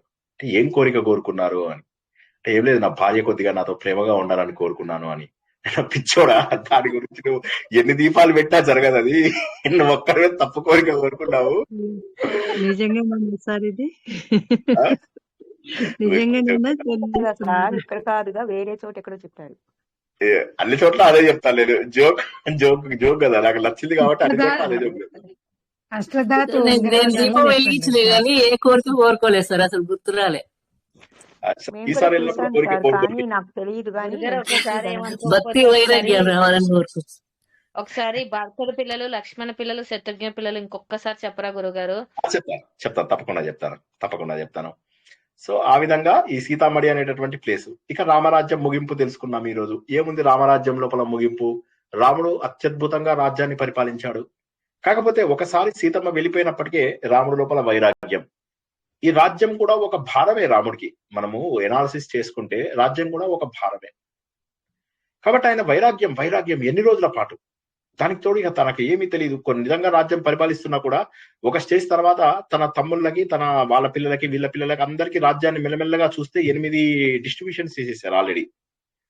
సో ఇలా చూసినట్లయితే మనకు లవకుశులకి నేను ఇందాక చెప్పినట్టుగా మనం ఏం చెప్పుకున్నాము, శరావతి లేదా శ్రావస్తి అంటారు. శరావతి అండ్ ఇంకోటి ఏంటి కుషావతి. ఓకే, కుషుడికేమో కుషావతి, శ్రావస్తి లేదా శరావతి ఏమో లవుడికి ఇచ్చేస్తాడు. భరత లక్ష్మణ శత్రుఘ్నుల పిల్లల్ని కూడా తను తక్కువ చేయడు. ఈ రాజ్యాన్ని అందరూ కూడా సంపాదించాలి, సో అదే విధంగా రాముడు అయోధ్య ప్రజలందరితోటి వచ్చి నేను పైకి వెళ్తాను అని చెప్పేసి చెప్తాడు. తను అందరికీ వెళ్తా, కానీ ఎవరు కూడా రాముడి యొక్క అవతారాన్ని గుర్తించారు. ఆ రోజుల్లో కూడా దేవుణ్ణి గుర్తించిన వాళ్ళు ఉన్నారు. పశుపక్షాదులు, ప్రజలు, వీళ్ళందరూ కూడా అందులోపల కొంతమంది మునిగారు. వాళ్ళు పవిత్ర దేహాలతోని వైకుంఠాన్ని చేరుకున్నారు. ఇప్పుడు ఇక్కడ గమ్మత్తైన విషయం ఏంటంటే, నమ్మని వాళ్ళు ఆ రోజుల్లో చాలా మంది ఉన్నారు. ఇప్పటికి కూడా మీరు గుప్తార్ ఘాట్ కి వెళ్తే పెద్ద ఆలయం, పెద్దది కాంప్లెక్స్, అందులోపల సీతాదేవి పువ్వు, ఈ కుంకుమ పెట్టుకోవడానికి ఉపయోగించే పువ్వు ఉంటుంది కదా, ఆ పువ్వులు ఇవన్నీ కూడా మీరు చూడవచ్చు. ఇవన్నీ ఉన్నాయా లేదా సార్ ఇవన్నీ అడగకండి, నమ్మకం ఇదంతే, జస్ట్ నమ్మకం. నమ్మే వాళ్ళు వెళ్దాం, అదేదో దాన్ని ఇప్పుడు నమ్మడం వల్ల ఏదో తీరుతుంది అది కాదు. అవి చూసి అక్కడికి వెళ్ళి కనీసం ఆ ఘట్టాలు తలుచుకుని మనం కాస్త కన్నీరు గార్చడానికి మాత్రమే ఉపయోగపడతాయి. సో ఇదొకటి అమోఘమైనటువంటి ఇదన్నమాట. అంటే కాళిదాసు ఏం చేశాడు అంటే, రఘువంశం మొత్తంలో కూడా అందరూ రాజులని మనం తీసుకున్నట్టయితే, మనం స్టార్టింగ్ ఫ్రమ్ దిలీప మహారాజు, రఘు మహారాజు, అజ మహారాజు, దశరథ, అజ మహారాజు అయితే మరీ అన్యాయం. ఎంతో ప్రేమించినటువంటి భార్యను తను కోల్పోగానే వెంటనే మళ్ళీ జీవితం అంతా కూడా ఆయనకు ఇదైపోవడము, తొందరగా తన జీవితాన్ని చాలించుకోవడము, ఇవన్నీ అంటే ఏ రకంగా చూసినప్పటికీ కూడా ధర్మం కోసమే రాముడు పడ్డ కష్టాలు గాని, రాముడి కంటే ముందు ఉన్న రాజులు పడ్డ కష్టాలు గాని, ఇవన్నీ కూడా తెలిసాడు. అంటే వ్యక్తిగత త్యాగాన్ని సామాజిక దీనికోసం అని చెప్పి, అంటే రాజధర్మం కోసం అని చెప్పి, సమాజ ధర్మం కోసం అని అలా ఎలా త్యజించగలిగాడు వ్యక్తిగత సుఖాన్ని అనేటటువంటిది చాలా రఘువంశంలో మనం తెలుసుకునేటటువంటిది గొప్పది. అయితే రాముడితోటే ఆగదు ఈ గొప్పతనం అంతా కూడా, ఇంకా ఎంతో మంది వంశీయులు కూడా ఇలాంటి త్యాగాలు చేసి దీన్ని గొప్పగా నడిపించుకుంటూ వెళ్ళారు. అది మనం చాలా ముఖ్యమైనటువంటిది. ఇటు చూస్తే శత్రుఘ్నుడికి ఏ రకమైన పాత్ర ఇవ్వలేదు అని చెప్పి బాధపడుతున్న వాళ్ళందరికీ కూడా శత్రుఘ్నుడికి లవణాసురుడి వధ ఏదైతే ఉంటుందో ఆ వధ ఇవ్వడం ద్వారా మనకక్కడ ఆయన లవణాసురుడి కథ ఇవ్వడము, ఆ లవణాసురుడి కథ ద్వారా శత్రుఘ్నుడి యొక్క గొప్పతనాన్ని చూపించడము, అది కూడా జరగడము, ఇది మనం చాలా సంతోషంగా గుర్తించవచ్చు. సో అంటే అద్భుతంగా, అంటే ఎవరికి కూడా ఏ పాత్రను కూడా తను తక్కువ చేశాడా, తక్కువ చేయలేదు. ఇక మరి ఇప్పుడు భరతుడు ఉన్నాడు, భరతుడికి మళ్ళీ తక్షశిల, పుష్కలావతి అనేటటువంటి 2 రాజ్యాలను ఇచ్చి, తక్షకుడు, పుష్కలుడు అనేటటువంటి వాళ్ళిద్దరికి వారి రాజ్యాలు ఇచ్చారు. అదే విధంగా అంటే మనకి ఇక్కడ ఏంటంటే ఎవరికి కూడా రాజ్యాలు తక్కువ ఇచ్చాడు, ఎక్కువ ఇచ్చాడు అనేటటువంటివి ఏమీ లేవు. అందరికీ కూడా సమానంగా. కుషుడికి, లవుడికి ఏమి ఇచ్చాడు ఎవరన్నా చెప్పండి? ఆల్రెడీ చెప్పాను, కుషావతి, శరావతి. చెప్పండి ఎవరన్నా?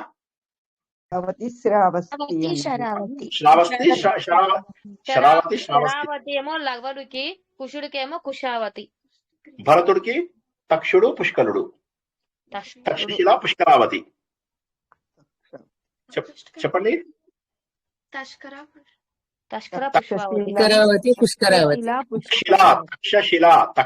అంటే తక్షుడు. తక్షుడు అనేవాడికి తక్షశిల, పుష్కలుడు అనేవాడికి పుష్కలావతి. తక్షశిల, పుష్కలావతి. కుశలవులకి ఏంటి? కుషావతి, శరావతి. భరతుడికేమో తక్షశిల, పుష్కలావతి. లక్ష్మణుడికేమో అంగదుడు, చంద్రకేతుడు. ఈ అంగదుడు, చంద్రకేతుల లోపల ఇద్దరికి కూడా దగ్గరవే ఇచ్చాడు. ఈ రెండింటికి కూడా వేరే పేర్లు కూడా ఉన్నాయి యాక్చువల్ గా. అంగదుడికేమో అంగదాపురి, చంద్రకేతుడికేమో చంద్రావతి అని చెప్పేసి ఒక పేర్లు. కానీ దీనికి మనము తెలుసుకున్న పేర్లు ఏంటి ఇందాక చెప్పండి, ఎవరికైనా జ్ఞాపకం ఉందా? లక్ష్మణుడికి ఇచ్చినటువంటి పేర్లు కారాపథ దేశం అని చెప్పేసి దాన్ని అంటారు, కారాపథ దేశం. ఈ కారాపథ దేశాన్ని మనకేంటంటే అంగదుడు పేరు మీద అంగదాపురి, తర్వాత చంద్రకేతు పేరు మీద చంద్రావతి అనేటటువంటి 2 రాజ్యాలుగా అయిపోయాయి. లక్ష్మణుడు. ఇంకెవరు మిగిలారు? శత్రుఘ్నుడికి సరే వస్తూ మధురా నగరము, విదిశా నగరం అని చెప్పేసి చెప్పుకున్నాం.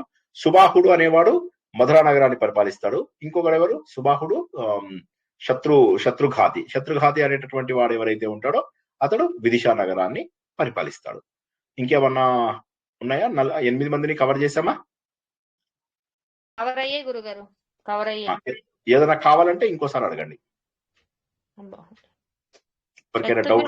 ఒకసారి పేరు చెప్పరా? శత్రుఘ్నుని కొడుకుల పేర్లు ఒకసారి చెప్పరా? శత్రుఘాతి, సుబాహుడు. శత్రుఘాతి, సుబాహుడు. అంగదుడు, చంద్రకేతు ఎవరి పిల్లలు? లక్ష్మణుడు పిల్లలు. తక్షుడు, పుష్కలుడు భరతుడు పిల్లలు. కుషుడు, లవుడు రాముడు గారి పిల్లలు. వీళ్ళు తెలుసుకురు కదా. కానీ ఇక్కడ అప్పుడు అసలు రాముల వారికి ఒక్కరే కొడుకు అని చెప్తారు కదా గురువు గారు. ఇక్కడ మనకి ఏంటంటే అప్పుడు ఎత్తుకుపోవడం వల్ల మళ్ళీ కుసుని సృష్టించారని చెప్తారు. కానీ ఇక్కడ లేదు ఎప్పుడు నాకు అనుమానమే ఈ లవుడు ఎప్పుడు కుసురు గురించి. ఎప్పుడు తప్పే చెప్పారు. మీకు ఎవరు చెప్పారో ఎక్కడ నేర్చుకున్నారో తప్పు. అది మనకు వాల్మీకి రామాయణంలోను తర్వాత తర్వాత భవభూతి ఉత్తర రామాయణంలోను కాళిదాసు రఘువంశంలోను అన్ని చోట్ల కూడా వీళ్ళకి ఇద్దరు పిల్లలనే ఉంది. మీరు విన్నటువంటి కథ ఎక్కడ విన్నారో, ఎన్టీ రామారావు చేస్తుండేవాడు ఆ రోజుల్లో, కొత్త ప్రయోగాలు చేస్తుండేవాడు. అలా ఏమన్నా కానీ మీరు విన్నది పూర్తి స్థాయిలో తప్పు. సరేనా? ఓకే గురుగారు. అంటే ఎప్పుడు ఇప్పుడు కమ్మ మనం పిల్లలనే ఇప్పుడు మనం చెప్పాను. చెప్పింది ఎందుకంటే అది 100కి నమ్మకం. 100 కరెక్ట్. ఇప్పుడు మనం చెప్పినవి 100కి 100 కరెక్ట్. ఉత్తర రామాయణం మీరు తీసినట్టయితే ఇవే పేర్లు వస్తాయి.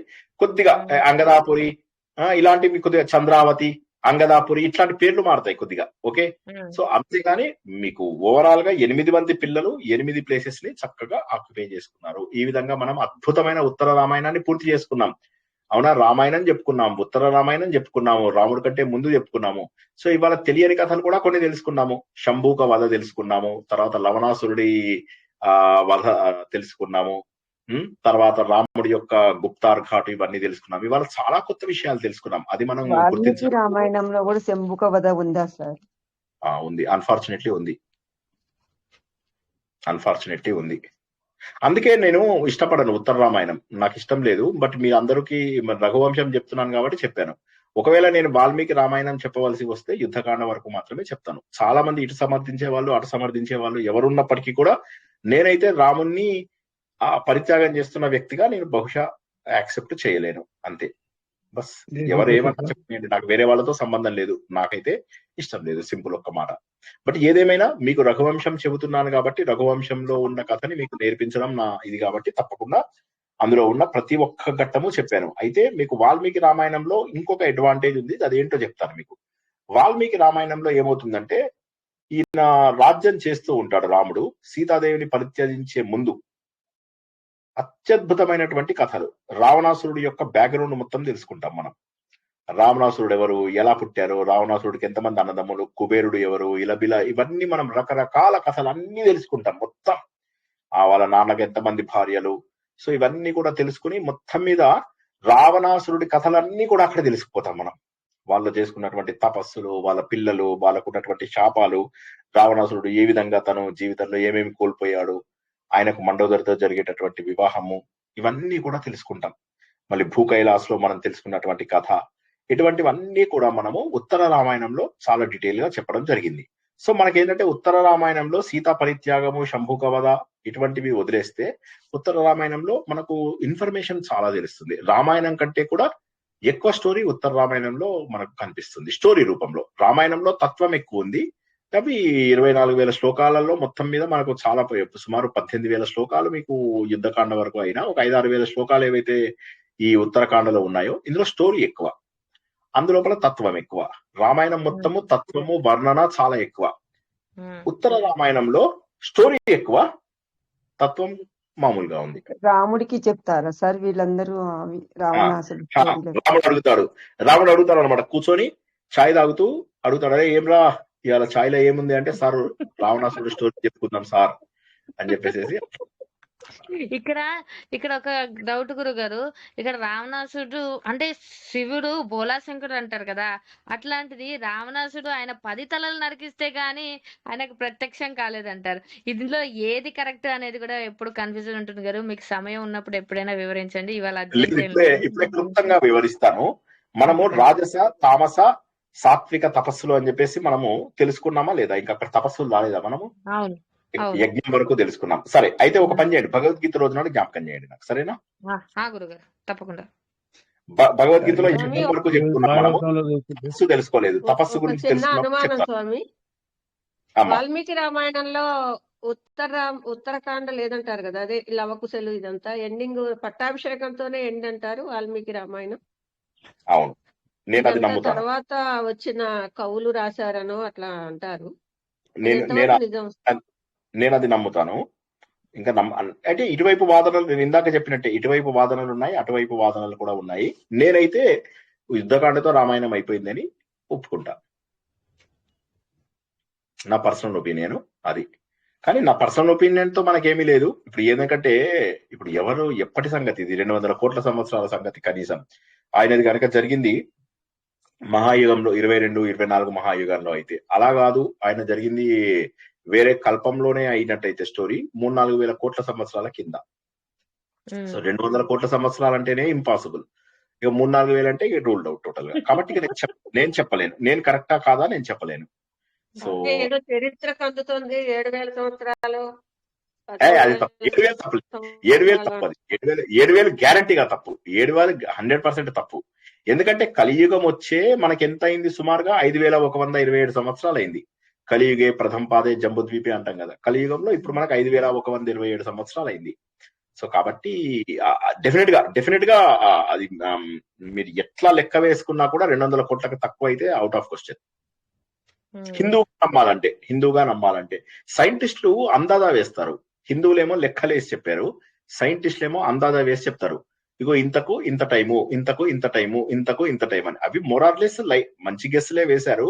కానీ వాళ్ళు తీసుకున్న ప్రమాణాల ప్రకారమే ప్రపంచం ఉంటుందని ఎక్కడా లేదు కదా. మొన్న మీకు ఏం చెప్పాను నేను, ఆదిత్య హృదయం ఏదో చెప్తున్నప్పుడు ఎంత అద్భుతంగా తెలుసుకున్నాం మనం ఆ రోజు. పాశ్చాత్యవేత్తలు చేసినటువంటి రీసెర్చ్ కి, మన భారత ఋషులు చేసినటువంటి రీసెర్చ్ కి మొన్న మనం తెలుసుకున్నాము జీవకణం అనేటటువంటిది ఒక తేడా ఉంటుంది అని చెప్పి. ఎందులో తెలుసుకున్నాం? ఎవరన్నా చెప్పగలరా? ఏ ప్రవచనంలో తెలుసుకున్నాం? అది పురుష సూక్తంలో తెలుసుకున్నాం. అది ఎంత అద్భుతమైన చెప్పండి పురుష సూక్తము. అంటే పురుష సూక్తం ఏదైతే ఉందో అది తెలుసుకుంటే అన్నిట్లలో కవర్ అయిపోతుంది మనకు. మళ్ళొకసారి చెప్తున్నా నేను, మనం నేర్చుకుంటున్న ప్రతి ప్రవచనంలో ఒకదానికి ఇంకో దానికి లింక్ చేసుకుంటూ వెళ్తున్నాం మనం. కాబట్టి మీరు అందరూ కూడా చేయాల్సింది ఏంటంటే అలా గుర్తు పెట్టుకోవడం అనేది కంపల్సరీ అని గుర్తుంచుకోండి. అన్ని ప్రవచనాలు గుర్తుంచుకోవాలి. నేను చెప్పిన 1000 ప్రవచనాలలో ఇందులో 700 ప్రవచనాలు మినిమం అటెండ్ అయిన వాళ్ళు కనీసం 30-40 మంది 50 మంది దాకా ఉంటారు. కొంతమంది కనీసం 300 ప్రవచనాలు, మిగతా వాళ్ళు 300 ప్రవచనాలు విన్న వాళ్ళు ఉంటారు. కొత్త వాళ్ళు ఒక 20 మందిని 15-20 మందిని తీసేస్తే రెగ్యులర్ గా అటెండ్ అయ్యే 130 మంది ఏదైతే టోటల్ మన స్ట్రెంత్ రెగ్యులర్ గా అటెండ్ అయ్యే వాళ్ళు ఉన్నారో అన్ని కలుపుకొని ఈ 130 మంది లోపల ఎట్టి పరిస్థితి లోపల 50 మంది అయితే ఖచ్చితంగా 700 ప్రవచనాల పైన అటెండ్ అయిన వాళ్ళే ఉన్నారు. నేనేమంటానంటే ఈ సమ్మరీ అర్థం చేసుకోండి. అర్థం చేసుకుంటే అన్ని అర్థమైపోతాయి. అది గుర్తుంచుకోండి. ఒక దాంట్లోంచి ఒక దాంట్లోకి లింక్ పెట్టుకోవడం అలవాటు చేసుకోండి. చాలా బాగుంటుంది అండ్ సంతోషం కూడా అనిపిస్తుంది కదా. సో ఇప్పుడు చూడండి, రాముడిది ఏ లెక్క వేసుకున్నా కూడా ఓకే. మనకు ఈ సినిమా పేరేంది, అక్షయ్ కుమార్ సినిమా ఉంది, ఇది రామ్ సేతు. అందులో 7,000 సంవత్సరాలు అంటారు. ఓకే, మనకు కథలాగా బాగుంది. నాకైతే రామ్ సేతు చాలా నచ్చింది సినిమా. ఫ్యాక్ట్ కరెక్ట్ అవ్వకపోవచ్చు. ఫ్యాక్ట్స్ ఇప్పుడు నేను చాలాసార్లు ఫ్యాక్ట్స్ కరెక్ట్ గా దుర్మార్గంగా చూపిస్తే అది వేరు. ఇప్పుడు రాముడిని రావణాసురుడు చంపినట్టుగా చూపిస్తే అది వేరే సంగతి. ఇప్పుడు మనకు దానవీర శూరకర్ణ ఎందుకు అసహించుకుంటాం మనం? ఎందుకంటే అందులోపల పాండవులని దుర్మార్గులుగాను, కర్ణుడిని మంచివాడుగాను చూపించాడు. కర్ణుడు పిరికివాడు, రాముడు ఎన్నోసార్లు తప్పులు తిన్నవాడు, దుర్మార్గుడు. అటువంటి వాడిని ఒక గొప్పవాడిగా చూపించడం వల్ల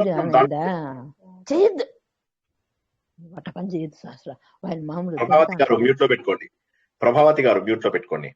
సో ఆ విధంగా ఏమవుతుందంటే మనం మోరార్లెస్ మనం ఇక్కడ గుర్తించాల్సినటువంటి విషయం ఏంటంటే రామ్ సేతు సినిమా చాలా బాగుంది. అది తప్పకుండా వీలైన వాళ్ళు చూడండి. కానీ అది ట్రూత్ కాకపోవచ్చు, బట్ ఆ 7,000 సంవత్సరాలు అనేది, ఎందుకంటే పాశ్చాత్యులు మనకు ఎక్కువ ఇది ఇవ్వరు, మన విలువలకు వాళ్ళు ఎక్కువ ప్రాధాన్యత ఇవ్వరు. వాళ్ళ చెప్పుకున్న లెక్కల ప్రకారం వాళ్ళు చెప్తారు. కానీ జై శ్రీకృష్ణ. ఇంకేమన్నా ప్రశ్నలు ఉన్నాయా? రేపు మళ్ళీ మనందరికీ ఇష్టమైన అమృత గుళికలు. ఒక ప్రశ్న అడుగుతుందంట గురుగారు ఒక్కసారి. అంటే రాముడికి పట్టాభిషేకం అయ్యాక సీతని నిజంగానే పంపిస్తాడా వనవాసంకి ఇప్పుడు నింద పడినందుకు? నింద పడలేదు, కొంతమంది అనుకున్నారు. అంటే ఇప్పుడు ఉన్న వాళ్ళల్లో జనాలలో ఒక మనం ఏంటంటే రజకుడు అని అనుకుంటాం కదా. ఇక్కడ ఏమైందంటే రజకుడు కాకుండా ఇంకా చాలా మంది అనుకుంటారు. అనుకునేసరికి అప్పుడు రాముడు ఏంటంటే రాజ్యం కోసం అని చెప్పి త్యజించాడు అంటారు. అయితే కథ నిజంగా జరిగిందా లేదా అని చెప్పడం ఉత్తర రామాయణంలో ఉంది కాబట్టి అది మనం కరెక్ట్ అని చెప్పడం కష్టం. ఎందుకంటే ఉత్తర రామాయణాన్ని నేను నమ్మను. అలాంటప్పుడు కరెక్ట్ అని చెప్పడం నా వల్ల కాదు. కానీ పుస్తకం ప్రకారం జరిగిందా? జరిగింది. పరిత్యాగం అయితే ఖచ్చితంగా జరిగింది. ఆమె అడవిలో ఉంది. వాల్మీకి రామాయణంలో ఈ 6 కాండలే ఉండేవి ఒకప్పుడు. ఇప్పుడు 7వ కాండ అరణ్యకాండ కలిపారు. అందులో కూడా పరిత్యాగం ఉంది. 100% ఉంది, 1000% ఉంది. ధన్యవాదాలు గురుగారు. అంటే చెప్పండి. నాతో ఈరోజు పాటు మా పిల్లలు భాగవతం కూడా నేను వింటూ చదివాను. ఉంటారు గురుగారు. అది నాతో పాటు మా పిల్లలు కూడా వింటూ శ్రీరామచంద్రుడు ఉంటారు. అనే పేరు ఎలా వచ్చింది? రామచంద్రునికి పగటిపూట పుట్టినందుకు చంద్రుడు బాధపడి నేను అన్నాడు, రామచంద్రుడు నీ చంద్రుడు అనే పేరు పెట్టుకుంటాను అని చెప్పాడు భాగవతంలో, సుందర చైతన్య స్వామిలో. రెండవది కైకేయి పూర్వజన్మలో పిశాచం ఉన్నదంట. ఆ ఇవన్నీ పిశాచాన్ని మనకు మళ్ళా వచ్చే జన్మలో వేణుగోపాల్ గారు సార్ రామాయణంలో సార్ భారతంలో లేనటువంటి కథలని మనము అంటే ఎవరు చెప్పినా, ఏ ప్రవచనకర్తలు చెప్పినా కూడా మనం వినవలసిన అవసరం లేదు. మనకు ప్రామాణిక గ్రంథాలు రామాయణ, మహాభారత, ఈ వేదాలు, ఇవే మనకు ప్రామాణికము. అంటే అయితే రఘువంశంలో చెప్పినాడు సార్, రఘువంశం గురించి చెప్పాడు. రఘువంశంలో సుందర పిశాచం చైతన్య ఎక్కడా లేదు, తప్పు చెప్పాడు ఆయన. రఘువంశంలో కైకేయి పిశాచం అని ఎక్కడా లేదు. అది చాలా దుర్మార్గం. ఎవరు చెప్పారో గానీ వాడు పరమ పాపాత్ముడు. ఎవరు చెప్పాడో నాకు తెలియదు. కైకేయి పిశాచం అని చెప్పింది ఏదైతే ఉన్నదో పరమ పాపాత్ముడు. వాడు ఎవరు చెప్పాడో అంటే ఒక తెలియదు. జన్మ ముందు సార్, జన్మ ముందు లేదు, ఉన్నది దశరథుడు. అది రఘువంశంలో లేదు. రఘువంశంలో లేదు ఆ కథ. అబద్ధం. అది ఎవరు చెప్పినాడో వాడు పాపాత్ముడు. వాడు గ్యారంటీగా చిత్రగుప్తుడి దగ్గరికి వెళ్తాడు. అందుకని డౌట్ ఉంది అడిగేది నేను. ఆ రామచంద్రుని మటుకు బాగా చెప్పినాడు సార్. అంటే నేను వేరే వాళ్ళు చెప్పండి, నెక్స్ట్ జన్మలో మాత్రం ఆవిడ దేవకీదేవి అని విన్నాను. అదెంతవరకు సార్ నెక్స్ట్ జన్మలో? ఇవన్నీ ఏంటంటే జనాలు అన్వయించుకోవడం అనేటటువంటిది. ఇప్పుడు మనకేమంటారు, వాలిని చెట్టు చాటుగా చంపాడు కాబట్టి వాలి వచ్చి శ్రీకృష్ణుని అవతారం చాలించాడని, రజకుడిని శ్రీరాముడి దాంట్లో అన్నాడు కాబట్టి వాడిని శ్రీకృష్ణుడు సంహరించాడని, ఇవన్నీ ఏమిటంటే కవుల హృదయాలలో పొంగి అన్వయించినటువంటివే కానీ ఇవన్నీ నిజం కాదు. కాబట్టి ప్రస్తుతానికి వదిలేసే. అంటే అర్జునుడు భక్త కన్నప్ప అని ఇలా అదంతా ఇవన్నీ కూడా నమ్మకండి అంటున్నా. నేనేమంటున్నానంటే మన పుస్తకాలలో లేనివి ఎందుకు నమ్ముతారు మీరు? మనకు ప్రామాణికము వాల్మీకి రామాయణము, మనకు ప్రామాణికము వేదవ్యాసుడి మహాభారతము, మనకు ప్రామాణికము వేదవ్యాసుడు రాసిన ఇతర పురాణాలలో కల్లా వేదవ్యాసుడు రాసిన ఒకే ఒక పురాణాన్ని నమ్ముకుందాం, అది భాగవతము. దాన్నే మనము మన హరిత చెప్తున్న శ్రీమన్నారాయణీయంలో నమ్ముకుంటాం. ఇంకేది మనం నమ్మం. మనం ఒక శ్రీమద్ భాగవతం నమ్ముతాము, తర్వాత రామాయణం నమ్ముతాము, మా సంపూర్ణ మహాభారతం నమ్ముతాము, తర్వాత వేదాలు అయితే గ్యారంటీగా నమ్ముతాం. ఎందుకంటే వేదాల్లో ఉన్నది ఇంకా సత్యం, అది అందులోపల అబద్ధం ఉండే అవకాశం లేదు కాబట్టి అవి నమ్ముతాం. ఇప్పుడు వేదాలు కూడా అందరూ నింపేసేసి ఏం పర్లేదు అయ్యో ఏం పర్లేదు అమ్మా, అడగడంలో తప్పలేదు. నేను చెప్తున్నాను. ఎవరేమన్నా చెప్తే మీరు ఊరికే సరదాగా ఉంటే పర్వాలేదు. అవి మనము ఫ్యాక్చువల్ గా అది ఫ్యాక్ట్ అని అనుకోకూడదు. ఇప్పుడు ఇందాక అమ్మాయి అడిగింది, చదివించడం నిజమేనా? కరెక్ట్, అది పరిత్యజించడం అదైతే కరెక్ట్. అది according to Uttara Ramayanamu, according to Bhavabhuti Uttara Ramayanamu, according to Kalidasa Raghuvamsham అది. కానీ అది జరిగిందని నన్ను హృదయపూర్వకంగా నమ్మమంటారా? నేను నమ్మలేకపోతున్నా, అంతే. కానీ కథలో ఉన్నదైతే నేను చెప్పాలి కదా. ఇప్పుడు నేను దాన్ని ప్రామాణికంగా తీసుకున్నప్పుడు అది జరిగిందని చెప్పాలి కాబట్టి చెప్తున్నాను, అంతే. అట్లా మనకి ఇవే ప్రమాణాలు. ఇంకా వేరే వాడు వచ్చేసి ఏదో బుక్ చూపించి ఇగో ఫలానా శ్రీనివాస్ దర్బా శ్రీనివాస రామాయణం అని చెప్పి రాశాడు, అందులోపల రాముడికి 20 మంది భార్యలని చెప్తాడు. అప్పుడు మీరు నమ్ముతారా? ఎవరు పడితే వాడు రామాయణం రాయొచ్చు కదా. నాలాంటి తిక్కలాడు ఎవడన్నా రాయొచ్చు రామాయణం, మన హిందూ ధర్మాన్ని వక్రీకరించాలని. సో చాలా మంది అట్లా చేస్తుంటారు. సో కాబట్టి అవన్నీ మనం నమ్మకూడదు. మనం నమ్మేది కేవలము మనము నేర్చుకుంటున్న ప్రవచనాలలో కేవలము ఆధార గ్రంథాలు ఏవైతే ఉన్నాయో ఇవన్నీ కూడా నేను ఒక సిస్టమేటిక్ గా నేర్చుకున్నాను మా అనేక మంది గురువుల దగ్గర. వారందరికీ పాదాభివందనము. వారి దగ్గర నేర్చుకున్నవన్నీ సులభమైన భాషలో, వాడుక భాషలో మీ అందరికీ అందజేయడానికి ప్రయత్నం చేస్తున్నాను. ఇందులోపల అసత్యాలు ఉండకుండా జాగ్రత్త పడతాం. అసత్యాలు అంటే ఏముంటాయి, కొన్ని జోక్స్ ఉంటాయి, అవి తప్ప మిగతావన్నీ కూడా సత్యాలే చెప్తాను. జోక్స్ అంటే అదే ఇందాక సీతామణి లోపల మా ఫ్రెండ్ కి వాళ్ళ వైఫ్ బాగుండాలా అని, నాతో ప్రేమగా ఉండాలి అంటే అట్లాంటివి జోక్స్ చేస్తారు. అవి సరిగా అంత కూడా జోక్స్ చేయొద్దా నేను? జయకృష్ణ సార్, అది చెప్పండి. వాల్మీకి అంతకు ముందు వేటగాడు అని అంటారు, నిజమేనంటారా? కాదు, వాల్మీకి చరిత్ర సెపరేట్ చెప్తారు. అది వాల్మీకి దురదృష్టవశాత్తు ఆయనను బోయేవాడుగా అట్లా ఇట్లా చెప్తారు. కానీ ఆయనది అసలు ఒరిజినల్ గా బ్రాహ్మణ జన్మ. అది ఇంకోసారి చెప్తాను ఎప్పుడైనా. మంచి కథ. వాల్మీకి చరిత్రనే ప్రత్యేకంగా మనం 3 భాగాలలో తెలుసుకుందాం. కొంతకాలము శాపవశాత్తు అలా ఉన్నాడు అన్నమాట నిజమే. కాకపోతే అసలు ఆయన ఒరిజినల్ గా బోయేవాడు అనేది కాదు. ఆయనకు అంతకుముందు ఆల్రెడీ కొంత జ్ఞానం ఉంటుంది. ఆ జ్ఞానం ఉండి తర్వాత ఒక శాపవశాత్తు ఇలా రావడము, తర్వాత నారదుడి యొక్క ఉపదేశం వల్ల తను మళ్ళీ మహానుభావుడుగా మళ్ళీ తన మర్చిపోయిన గతంలోకి మళ్ళీ తను ప్రవేశించడము జరుగుతుంది. అది మనం తెలుసుకుందాం వాల్మీకి చరిత్రలో, తప్పక తెలుసుకుందాం.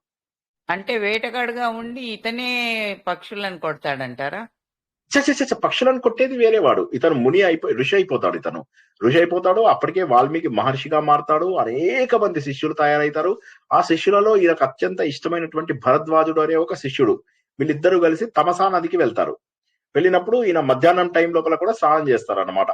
మళ్ళా స్నానం అనగానే మా స్టూడెంట్స్ అందరూ గోల, సార్ స్నానం ఏంది సార్, ఇట్లా రోజు చేయమంటారు మీరు, వాళ్ళేమో మధ్యాహ్నం కూడా చేస్తారంటారు. మేము చేసేదే వారానికి ఒక్కసారి, మేము కూడా మధ్యాహ్నమే చేస్తాం. మేము కూడా వాల్మీకి మహర్షితో సేమ్. మీ స్టూడెంట్స్ అందరూ రోజు చేస్తారు అసలు. మీ శిష్యులు ఎవరు ముస్లింలు కాదు సార్, అందరూ హిందువులే. హిందువులైనా బద్ధకం ఎక్కువ. నా స్టూడెంట్స్ లో చాలా మందికి బద్ధకం ఎక్కువ. సో అయితే బద్ధకం ఉంటే మీ ప్రవచనానికే రారు, హాయిగా ముసుగుదాన్ని పడుకుంటారు. అంతే అంటారా? సరే, అప్పుడు ఏమైతుందంటే బద్ధకం అంటే లేట్ గా లేవడం, స్నానం చేయడం కాదమ్మా.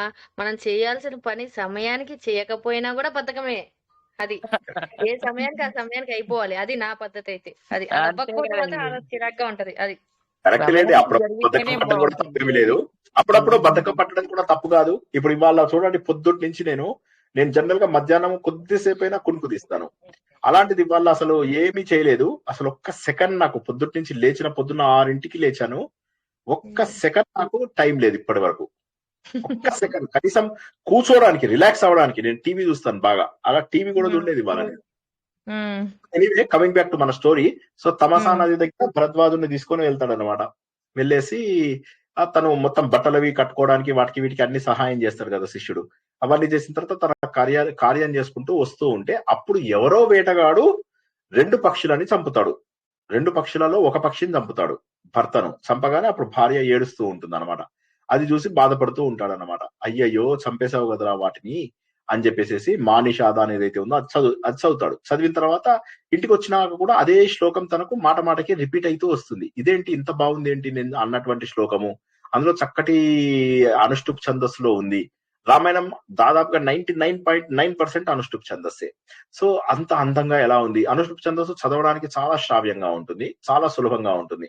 ఎందుకు ఇంత బాగుంది అని చెప్పేసి అనుకున్న తర్వాత శ్రావ్యంగా తబలాలకి రకరకాల వాయిద్యాలకు సూటబుల్ ట్యూన్ వస్తుంది ఆయనకి.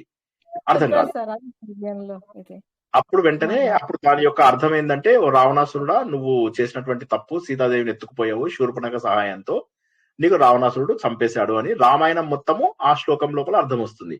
రాగానే ఒక్కసారిగా బ్రహ్మదేవుడు ప్రత్యక్షమై చెప్తాడు, కరెక్టే, నువ్వు రామాయణం స్టోరీ ఆల్రెడీ నువ్వు ఈయన దగ్గర విన్నావు, నారదుడి దగ్గర. ఆయన 100 శ్లోకాలలో నీకు మొత్తం చెప్పాడు. అందువల్లనే నీకు ఇదంతా కూడా తలపు ఉండి అదే శ్లోకాన్ని చదివావు.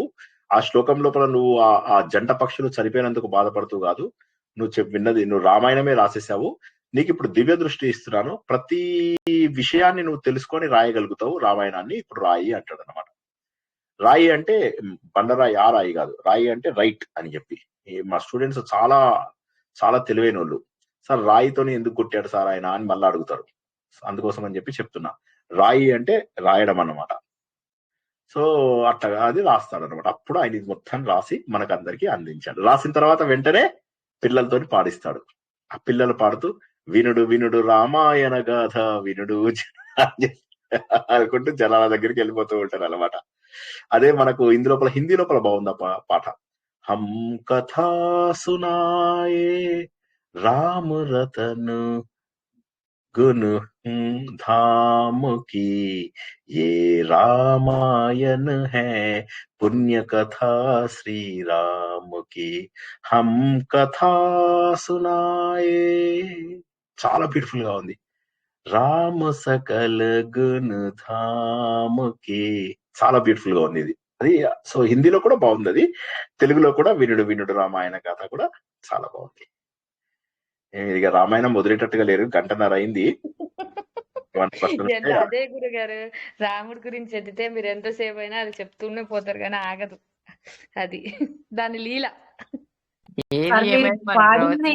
రామానంద్ సాగర్ గారిదండి. రామానంద్ సాగర్ ఇంట్లో వేస్తే మళ్ళీ ఏపీలో రామాయణం ఉంటారు. రామాయణాన్ని అంత రామాయణం తెగ వదులుతారు. మణిగారు ఏదో అన్నారు, సారీ నేను వినలేదు. మన అంటే రామాయణం ప్రవచనాలు ఎప్పుడైనా 2 గంటలు ఉంటాయి కదా సార్. గంటలో ఎప్పుడు కంప్లీట్ అవుతాయి? ఎప్పుడో 1, 2 సార్లు. అందులో మనము చాలా మనకు 3 గంటలు 3, 4, 5, 6 భాగాలుగా తెలుసుకున్నాం రామాయణం. యాక్చువల్ గా అవును. నేను 2 భాగాలలో చెప్దామా అనుకున్నాను, 3 భాగాలు అనుకున్నాను. ఇప్పుడు ఉత్తర రామాయణం కూడా కలుపుకుంటే 6 భాగాల పైన అయింది. మనకు రఘువంశంలో అత్యంత పెద్దగా అయినది రామాయణమే. ఇప్పటి నుంచి రామాయణమే. ఇప్పుడు మనకి ఎంత అయింది అంటే సుమారుగా 30% అయిపోయింది. సారీ 70%, 80% అయిపోయింది. ఇంకొక 20% మిగిలింది, మనకు కొద్దిగా మిగిలింది అంతే రఘువంశం. ఈ రఘువంశం అయిపోగానే కుమార సంభవం ప్రారంభించుకుందాం. మంచివి నేర్చుకుంటాం. రామాయణం తోటే రఘువంశం అయిపోయిందా సార్ చరిత్ర? లేదు లేదు, ఇంకా 20% ఉందంటున్నా కదా. తర్వాత వచ్చిన రాజులలో చాలా మంది రాజ్యాన్ని తొందరగా ఇప్పుడు కుషుడిది వస్తుంది. కుషుడు, కుమద్వతి వీళ్ళుంటారు కదా, వాళ్ళ కథ, అతిథి అనే రాజు, ఇవన్నీ కూడా వస్తాయి, తెలుసుకుంటాం. చాలా చిన్నగా రాశాడు ఆయన, వాళ్ళ గురించి ఎక్కువ డీటెయిల్స్ రాయలేదు. చివరికి అగ్నిపర్ణుడితోని ఆయన భార్యతోటి ఎండ్ అయిపోతుంది. అంటే మన కథలు అక్కడికి ఎండ్ అయిపోతాయి. ఈయన చెప్పిన కథలలో అక్కడికి ఎండ్ అయిపోతుంది. 30 మంది రాజుల గురించి చెప్తాడు. ఆ 30 మందిలో మనకి ఇప్పటివరకు అయింది ఎవరు? దిలీపుడు, రఘువు, అజుడు, అజమహారాజు, దశరథుడు, 5. సో మిగిలిన 5. మిగతా 25 మందిని 20% స్టోరీ లోపల ఇరికిచ్చేసేసాడు. పేర్లు చెప్పేసి వదిలేశాడు కొన్నిసార్లు. సో కాబట్టి రఘువంశంలో ఎక్కువగా ఆయన దిలీపుడు నుంచి రాముడు దాకా బాగా రాశాడు. కుషుడు గురించి కూడా పర్వాలేదు, కొద్దిగా బాగానే ఉంటుంది. సో వచ్చే వారం నుంచి అవన్నీ తెలుసుకుందాం. 3 వారాలు 4 వారాలు పట్టవచ్చు ఇంకా. సో ఏమైంది, మనకి ఎన్ని రోజులు పడితే ఏమైంది? సో మార్చి, ఏప్రిల్ వరకు ఎన్ని చెప్పుకోగలిగితే అన్ని చెప్పుకుందాం తప్పకుండా. ఇంకేమైనా ప్రశ్నలు ఉన్నాయా ఈరోజు?